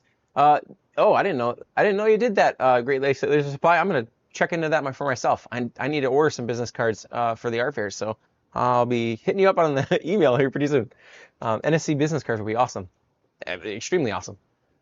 ST1, do you have a lifetime hour expectation for each one of your machines? How long do you expect them to last? So my P1Ss, so this unit, which is currently still functioning just fine, my P1, this is my original P1S, and I got this in, I can't remember if technically it was a P1P, and I did the upgrade enclosure with it, which they don't make anymore. I want to say I got it in 2020 or 2021. I can't remember. It's been so long. And it's been printing ever since. So this thing lasts forever. It'll probably outlast the support, just like the X1C did. And that's going to be currently, they're going to stop supporting that machine in 2027, I think is what I saw. So it still works as doing just fine. As long as you do the maintenance videos, the maintenance on the machine, which I have videos for, it's going to last a very long time. That's why I like Bambu so much. They make things that work, and they make things that outlast their expected support date. So it's just, they work and they last. My other machines, my Elegoo Centauri Carbons, which I don't have my camera right now because the camera's unplugged, but I've had the Centauri Carbon since last year, in January last year, and it has done great. I've had one issue with it, and the connector board PCB. So if you guys get that unit, the Centauri Carbon 1, if you get that, just pay attention when you go to change out a hot end. Try to hold the connector PCB to it because over time it can pop off. I had to replace that, and at the time they weren't available to order on LGU's website. I don't know if they are now, but it took me a while to get that replacement part. But I have 3 of those machines, and they just work too. So I currently, there's only been one printer in the studio that I did back on Kickstarter that didn't work as planned. So all our machines have been well used, and I print with them 24 hours a day. Our A1 Mini has the plate cycler on it, as you can see over there, and it works literally 24 hours a day unless I haven't programmed it. So I have to do maintenance on that machine more often because it works so frequently, but it shoots those plates off, and you can see that video on our channel that I just did. I think it was like a couple weeks ago now. But the machines that we have just work, and that's what I value about the machines that we have. Not just the Bambu ones, but all the machines that we have in the studio and that we keep in the studio. I don't have to work on them a lot outside the regular maintenance, and they last. They just last.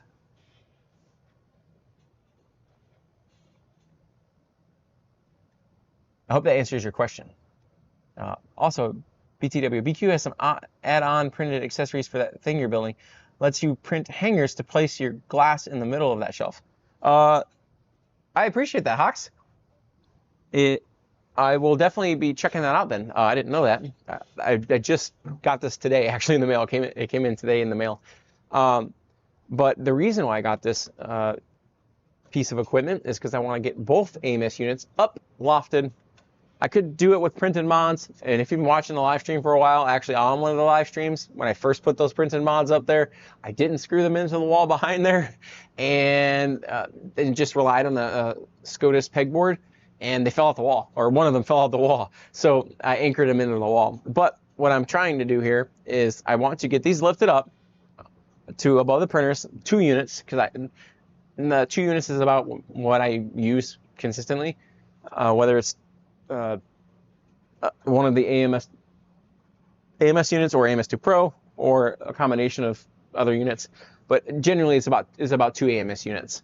I get those lifted up, and I want to put some sort of large format filament dryer at some point in time, whether it's the one that's coming up from Sunloo or something else, some other time, because one of the pain points I have is I have a ton of filament. I'll probably take a picture of it and post it on our Discord later so you guys can see my filament pile over there. It's kind of sad. But once I print with the filament, if I don't need it again for a while, it just sits on the rack. So what happens when I go to need it again? Well, I have to dedicate a slot in the AMS unit, heater unit, to just dry it before I print with it. And that's kind of annoying. So if I can have a unit here that just sits and dries my filament, while I know I'm going to be printing it next, it more efficient workflow for me. And I'll be breaking that down in coverage at some point on the channel. I actually have a spreadsheet of of content that I want to film for the channel, and I'm in the process of getting that caught up. The next one you guys can look forward to is my print monitoring segment. This is one of the pain points that I've had in the studio here, especially with my P1Ss. If I'm across the room doing whatever, working for the day, working on something, if it's doing a color swap, I don't know if it's doing a color swap or if something's wrong with the unit. Before I did these upgrades, because they're in there now, I didn't know what it was doing, and I knew it was a pain point, but until I did these upgrades, I didn't realize how much of a pain point it actually was. So now, if I'm working over on the LGU Centauri Carbons in Alpha Centauri for the day or whatever, they're doing their maintenance periods, and these are printing. Now, not only can I see the status bar, I can also see the Panda alarm. I can hear it. And note, for all those of you who do pick up the Panda alarm, please program it And don't just use the default setting because you'll think somebody's breaking into your house. So make sure you program it. And then the Panda Lux, not the, this has got the Panda Lux RGB edition. It's almost as good as the standard Panda Lux. If you don't care about having the RGB features, I would actually go with the standard Panda Lux, because here, actually, I can probably show you on camera here with this unit. So right now it's got all the lights on, including the added riser mod that I have. So let me turn off the Panda Lux for you, and you should be able to see it on camera on just how much of a difference it makes. I got to go to the right setting here. So here, and then we'll go to the light. So this is what happens when I turn off the light. I don't know if you saw that on camera or not, but it got significantly darker. And that's with still my mods on. It is significantly darker, and if I had, do I have something printing in here? Okay, so I have something printing in this one. And you guys are getting early content for you here, and that's a part of the bonus of Print Pretzels. So for this one, you can see the item in there pretty well. Maybe it's a black. Yeah, you can see it in there, I think. So I'm gonna turn the light off on this one and see how much of a difference it makes. Can you guys still really see it? No, you can't really. You can't really see the item in there. And imagine now if you're across the room, you can't really see what's going on in there. Now I can see that from across the room. It's very vivid. So, and especially if you get one of the brighter build plates too, it's just added bonus. Helix, gotta run. Thank you for your efforts, my man. Appreciate you putting on a live stream. Talk to you later. Good night. Good night, Light Helix. Thank you for joining the live stream. So,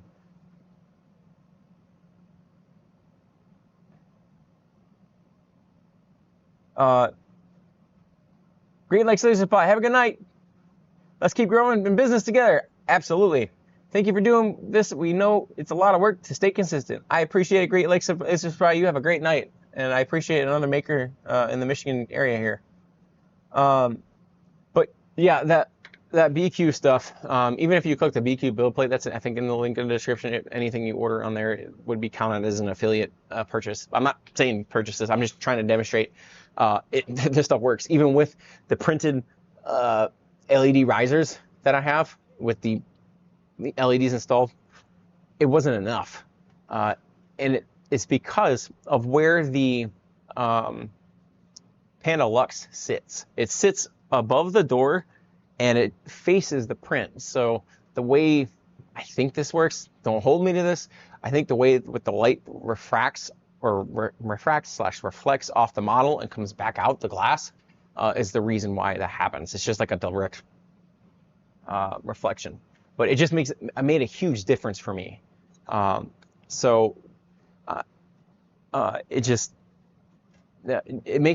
a pain point that's solved, and I didn't even realize how big the pain point was until they were installed. So, and then I'm trying out the green plate here, and a couple of times it's actually stuck so well I had to like crack it a few times. So yeah, it was nice.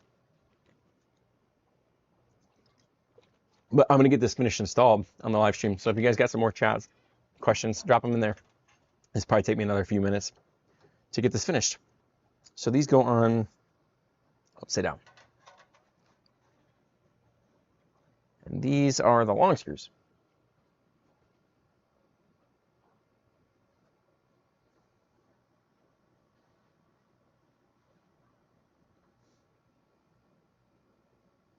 What?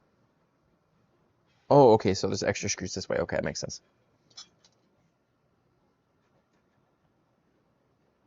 Warhawk 392. I went to a cool plate and now I can run 3 printers on 1 breaker. Yes, so that's something that's an added bonus for these machines. So when you have to heat your build plate, it requires extra electricity. If you can lower your build plate, 1, it's going to save you electricity, and 2, you'll, like Warhawk just said, you can run extra machines. I can tell you right now, because of our Anchor power station, how much power I'm pulling with 1, 2, 3, 4 units going. When they're all running, I think there's 6.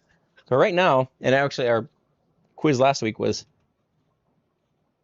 243 watts currently, give or take a 10 or 12 watts because of the heaters. I still run with a slight heat on here. I haven't been brave enough to test with a 0 heat for quite a while. But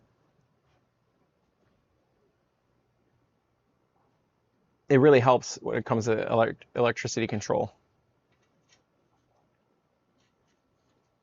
Where is that other? Oh, it's way over there.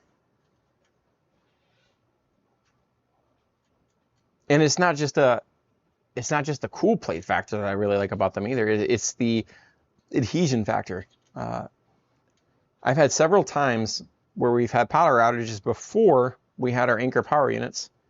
And I'm not sponsored, or I'm affiliated with Anchor, but I'm not sponsored by them. Before we had our Anchor power units, the cool plates saved our print several times.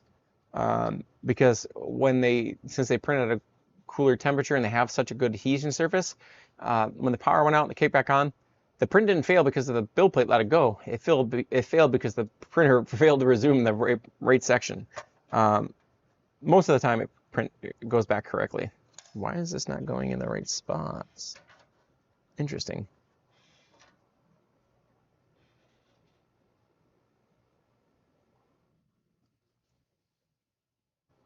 Just want to make sure you read it. Hawks, I did read that comment. I will be hitting Helix up on the Discord.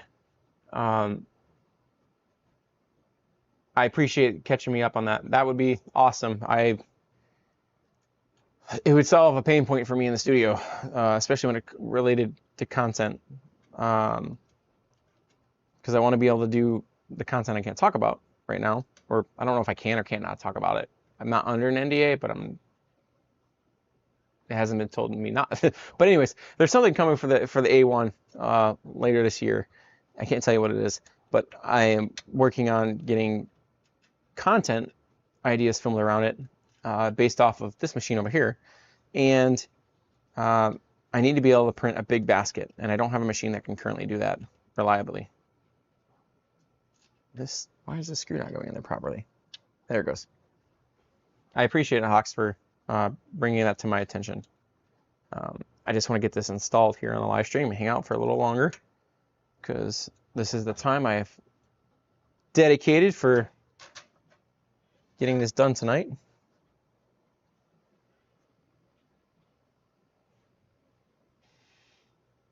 Do any of you guys have this mod at your current setup? If you do, drop it in the comments, or chat family, or replay family, drop it in the comments if you do, and what you think about it. I am hoping this significantly solves our workspace areas as I do this. I'll get this one put in sometime later this week. The other two that I got, I need to do with content. So when I get to record that, if all of a sudden you see them up here behind me, just know that the content has been filmed and is currently in editing production. Now, if you see something pop up that's new in the studio, it usually means that I'm probably filming content about it, or I have filmed content about it.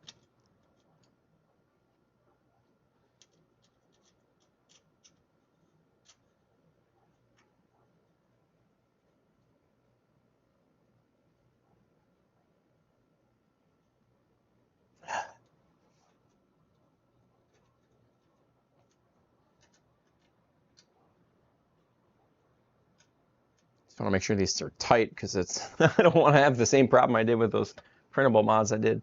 Okay, so did that one. Now it wants the same thing for. I'm going to move this away from the computer though, over here.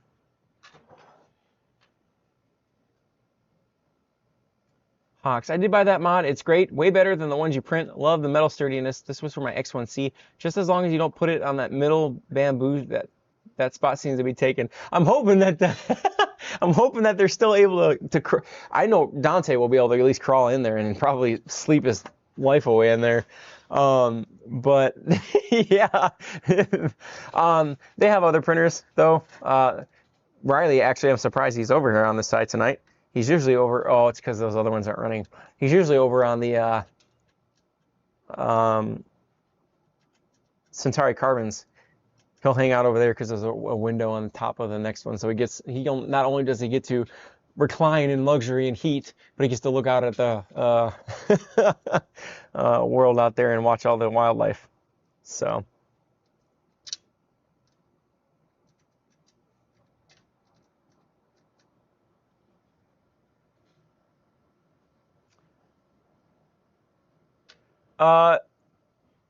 Jeremy Creates 3D. How are the AMS units mounted on a SCADAS board?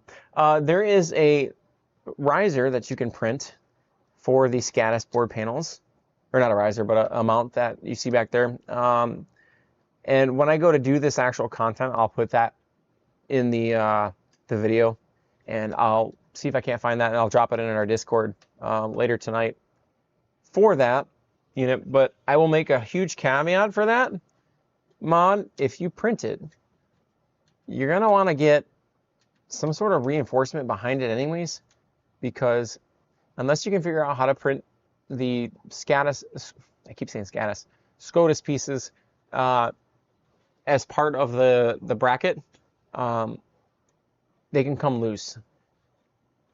And it happened to me on a live stream. For some of the OGs that have been on the live stream for a while, got to witness it firsthand. One of my AMS units came crashing down. Thankfully, it wasn't.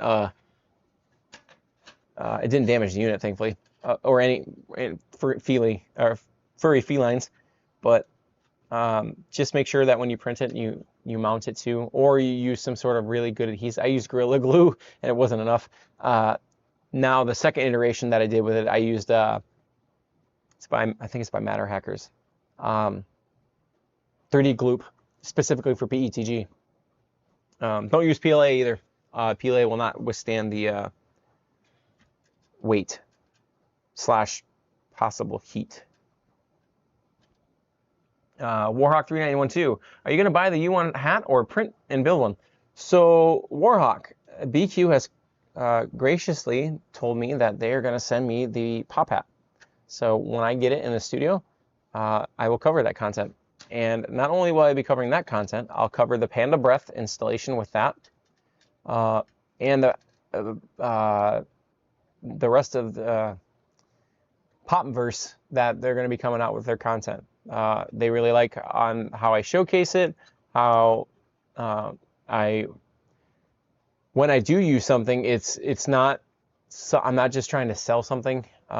It needs to solve a pain point for me in the studio, and if it doesn't, it doesn't stay. And that's not just me saying that out of like rudeness or anything. It's just a fact of life of owning a print farm.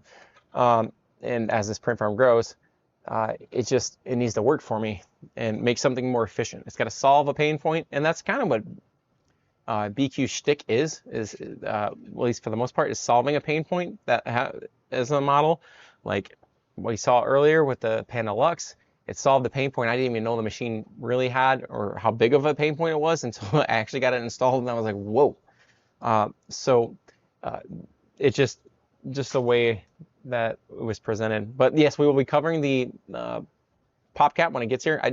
I want to say that they said that it would be sometime in April, but the time frames are still up in the air on that because of production from the companies. And I'm not under an NDA on that one. Actually, I'm not under any NDAs. And well, I guess if I wasn't under NDAs, I wouldn't be able to tell you if I could, even if I was. That's going to be an interesting experience, my first one of those. David, does PETG on the Snapmaker need a chamber heater if you have a cover on it? That's going to be part of my experiment with the pop cover, David. Because right now, if I can print PETG just fine if it's got a big contact surface, even with the BIQU build plates. But if it's got like the lids only have contact surface where the seam is. I can't print the lids yet because of how thin the contact surface is. I could use a brim, but brims leave a funny marking on it. And when I did a small contact surface with a brim before on another print, the brim didn't really help. It's just because of the ambient flow that goes into there. I get the same problem on my A1 and my A1 Mini. If I print PETG that has small contact surfaces, even with the cryo plates, it just lifts a little bit. Most of the time it's not an issue because it's if there is slight lifting, it's not a functional print I'm doing anyways. It's just like a container or something. But the lid, since it's a seam, needs to look clean. But that's what I'm going to do with the pop cap. First, I'll start with the pop cap and I'll say, hey, I'll probably install the Panda Breath first because it'll be easier without the cap on it. And this is me guessing what I'm going to do. When I actually get the pop cap, I'll be able to figure out how it's going to work. Get the Panda Breath installed first, and then without turning it on, put the pop cap on, print without the Panda Breath on, see if the PETG problem is solved for me. And then if it is, great. And we know that we don't technically need the Panda Breath for PETG. But if it isn't solved, then I'll turn on the controlled heat, and we'll see if that solves it. I hope that answers your question. I'm going to scroll back up in the chat here. I'm almost done with this installation, I think. Does PETG on the Snapmaker? No, okay, I answered that one. I print PETG on my U1, never had an issue. Just turn off the side part cooling fan. I use a BIQU cool plate at 70 degrees. No. Oh, Hawks, I didn't think about that. The side part cooling fan. That's a good idea. I didn't even think about that. Thank you for pointing that out. See, this is what that community is all about. Like, we all see things at different viewpoints, and I didn't pick up on that. I forgot all about the side part heat cooling fan. That might be my problem altogether. ST help. I know you're wanting a big filament storage system, but what are you doing now? Open air and storage boxes, or what? I'll post it in the Discord. If you're on the Discord, I'll post the chat. It's a little bit embarrassing. It was cleaned up a little bit when I was only had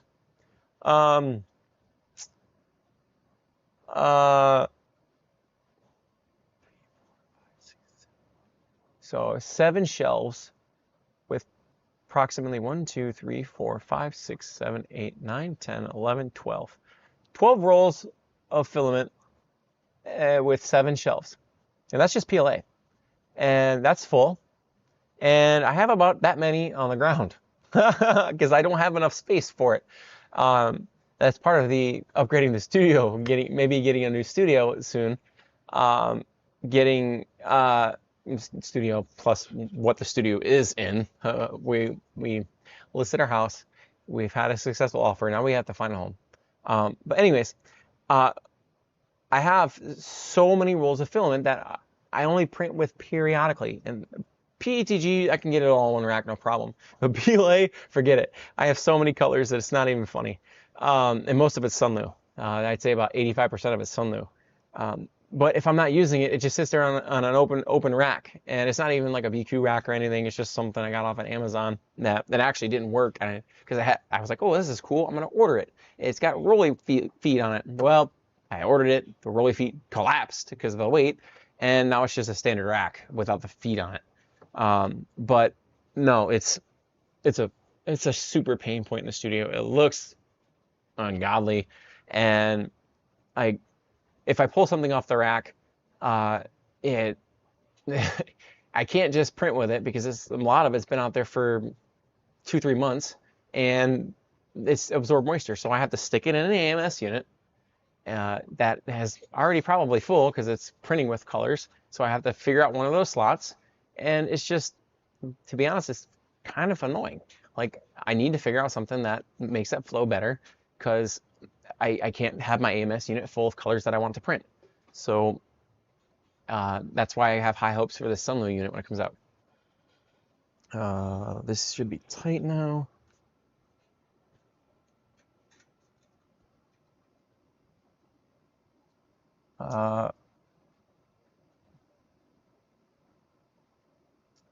Also for this Panda Breath.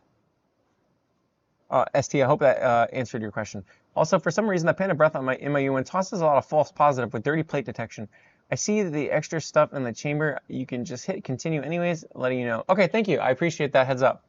Louis, hey, I saw your video on the Sunloo AMS you sent out today. I had a question out. How loud is the Sunloo compared to the Bambu Lab AMS? So I have an early unit that I got, like when it first dropped, and that fan's kind of loud. And I haven't reached out to Sunloo to see if I can get a replacement fan yet. But the other two, it's not a lot at all. Here, I see if I can turn. My microphone usually picks up anything, and I'll stand right next to the unit.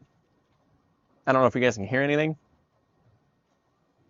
You probably pick. Actually, I hear this is louder than. So it's pretty quiet.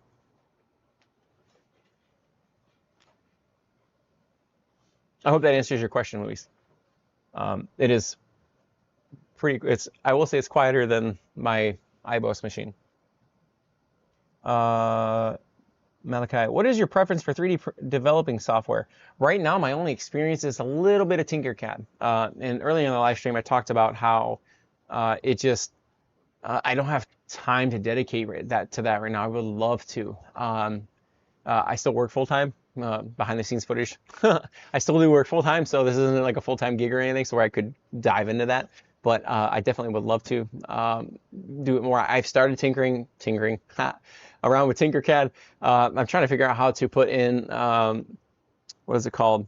Fidget clicker slots into different things, because I'd like to be able to do that for myself and for the business. So not much experience. Night Drifter 9999. Do you mainly just print tiki guys or and related? So you see your tiki guys behind you. So inside joke on Night Drifter. One of my relatives, his birthday was this past month, and for a while I was printing tiki totems. And this is a file off MakerWorld, but I modded to put a Bluetooth speaker into. At some point, I'll upload that to MakerWorld with the specific link speaker. But if you print it, the mouth will light up if you put the specific speaker in it. And if you print the glow-in-the-dark one, which I did, the entire totem will light up with the Bluetooth speaker. But that's not just what I print. No, I mostly do kids' toys because I take them to art fair, and I truly and genuinely enjoy the joy it's bringing to our community here. A lot of our parents in this community will use these things, these little, I don't have any right now near, oh, I got one over there. This one's from Cinderwing 3D, but like these little hatchy critters, or hatchy pals is what we call them, because I curate a collection of different critters and I put them into these little containers, and the community is just really fallen in love with them, because parents will use them for rewards programs for their kids, for incentives for things at home. Teachers will use them for rewards programs at school for kids, and to bring that solution and joy to the community has really been a great experience for me. And it's been super positive here in Ludington, and shout out to our local community here who has supported us through all that stuff. It's awesome. I hope that answered your question.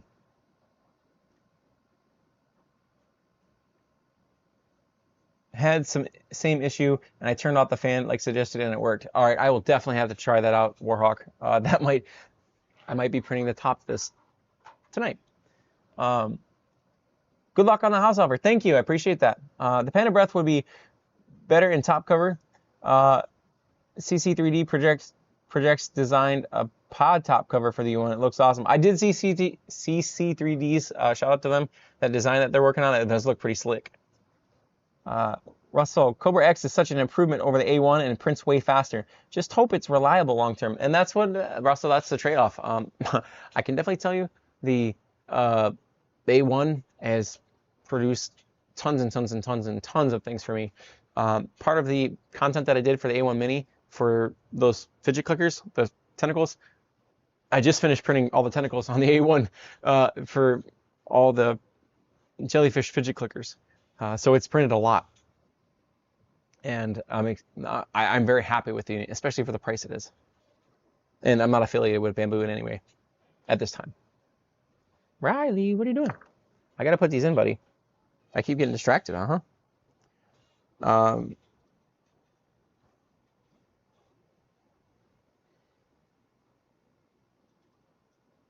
get the holes aligned now. Oh, did I put them in backwards? I bet I did. Okay, side note. I'm gonna have to continue this later because I wasn't paying attention and I put these on backwards. So there's specific holes aligned for these screws, and this bracket actually, or this bracket belongs this way, and this one belongs over here. So gotta redo those. But I hope everyone has enjoyed Print Pretzels tonight. I'm just going to take one last look at the comments so I'm not missing anything. I really hope that you guys enjoy Print Pretzels, and we're going to be here every week. And if you come into some sort of issue that you're having with your printer, bring it into the Print Pretzels and drop it in the comments in the back half. That's what I call it the after stream is all about. I enjoy this community, and I really enjoy hanging out with you all. So until next Wednesday, be glorious.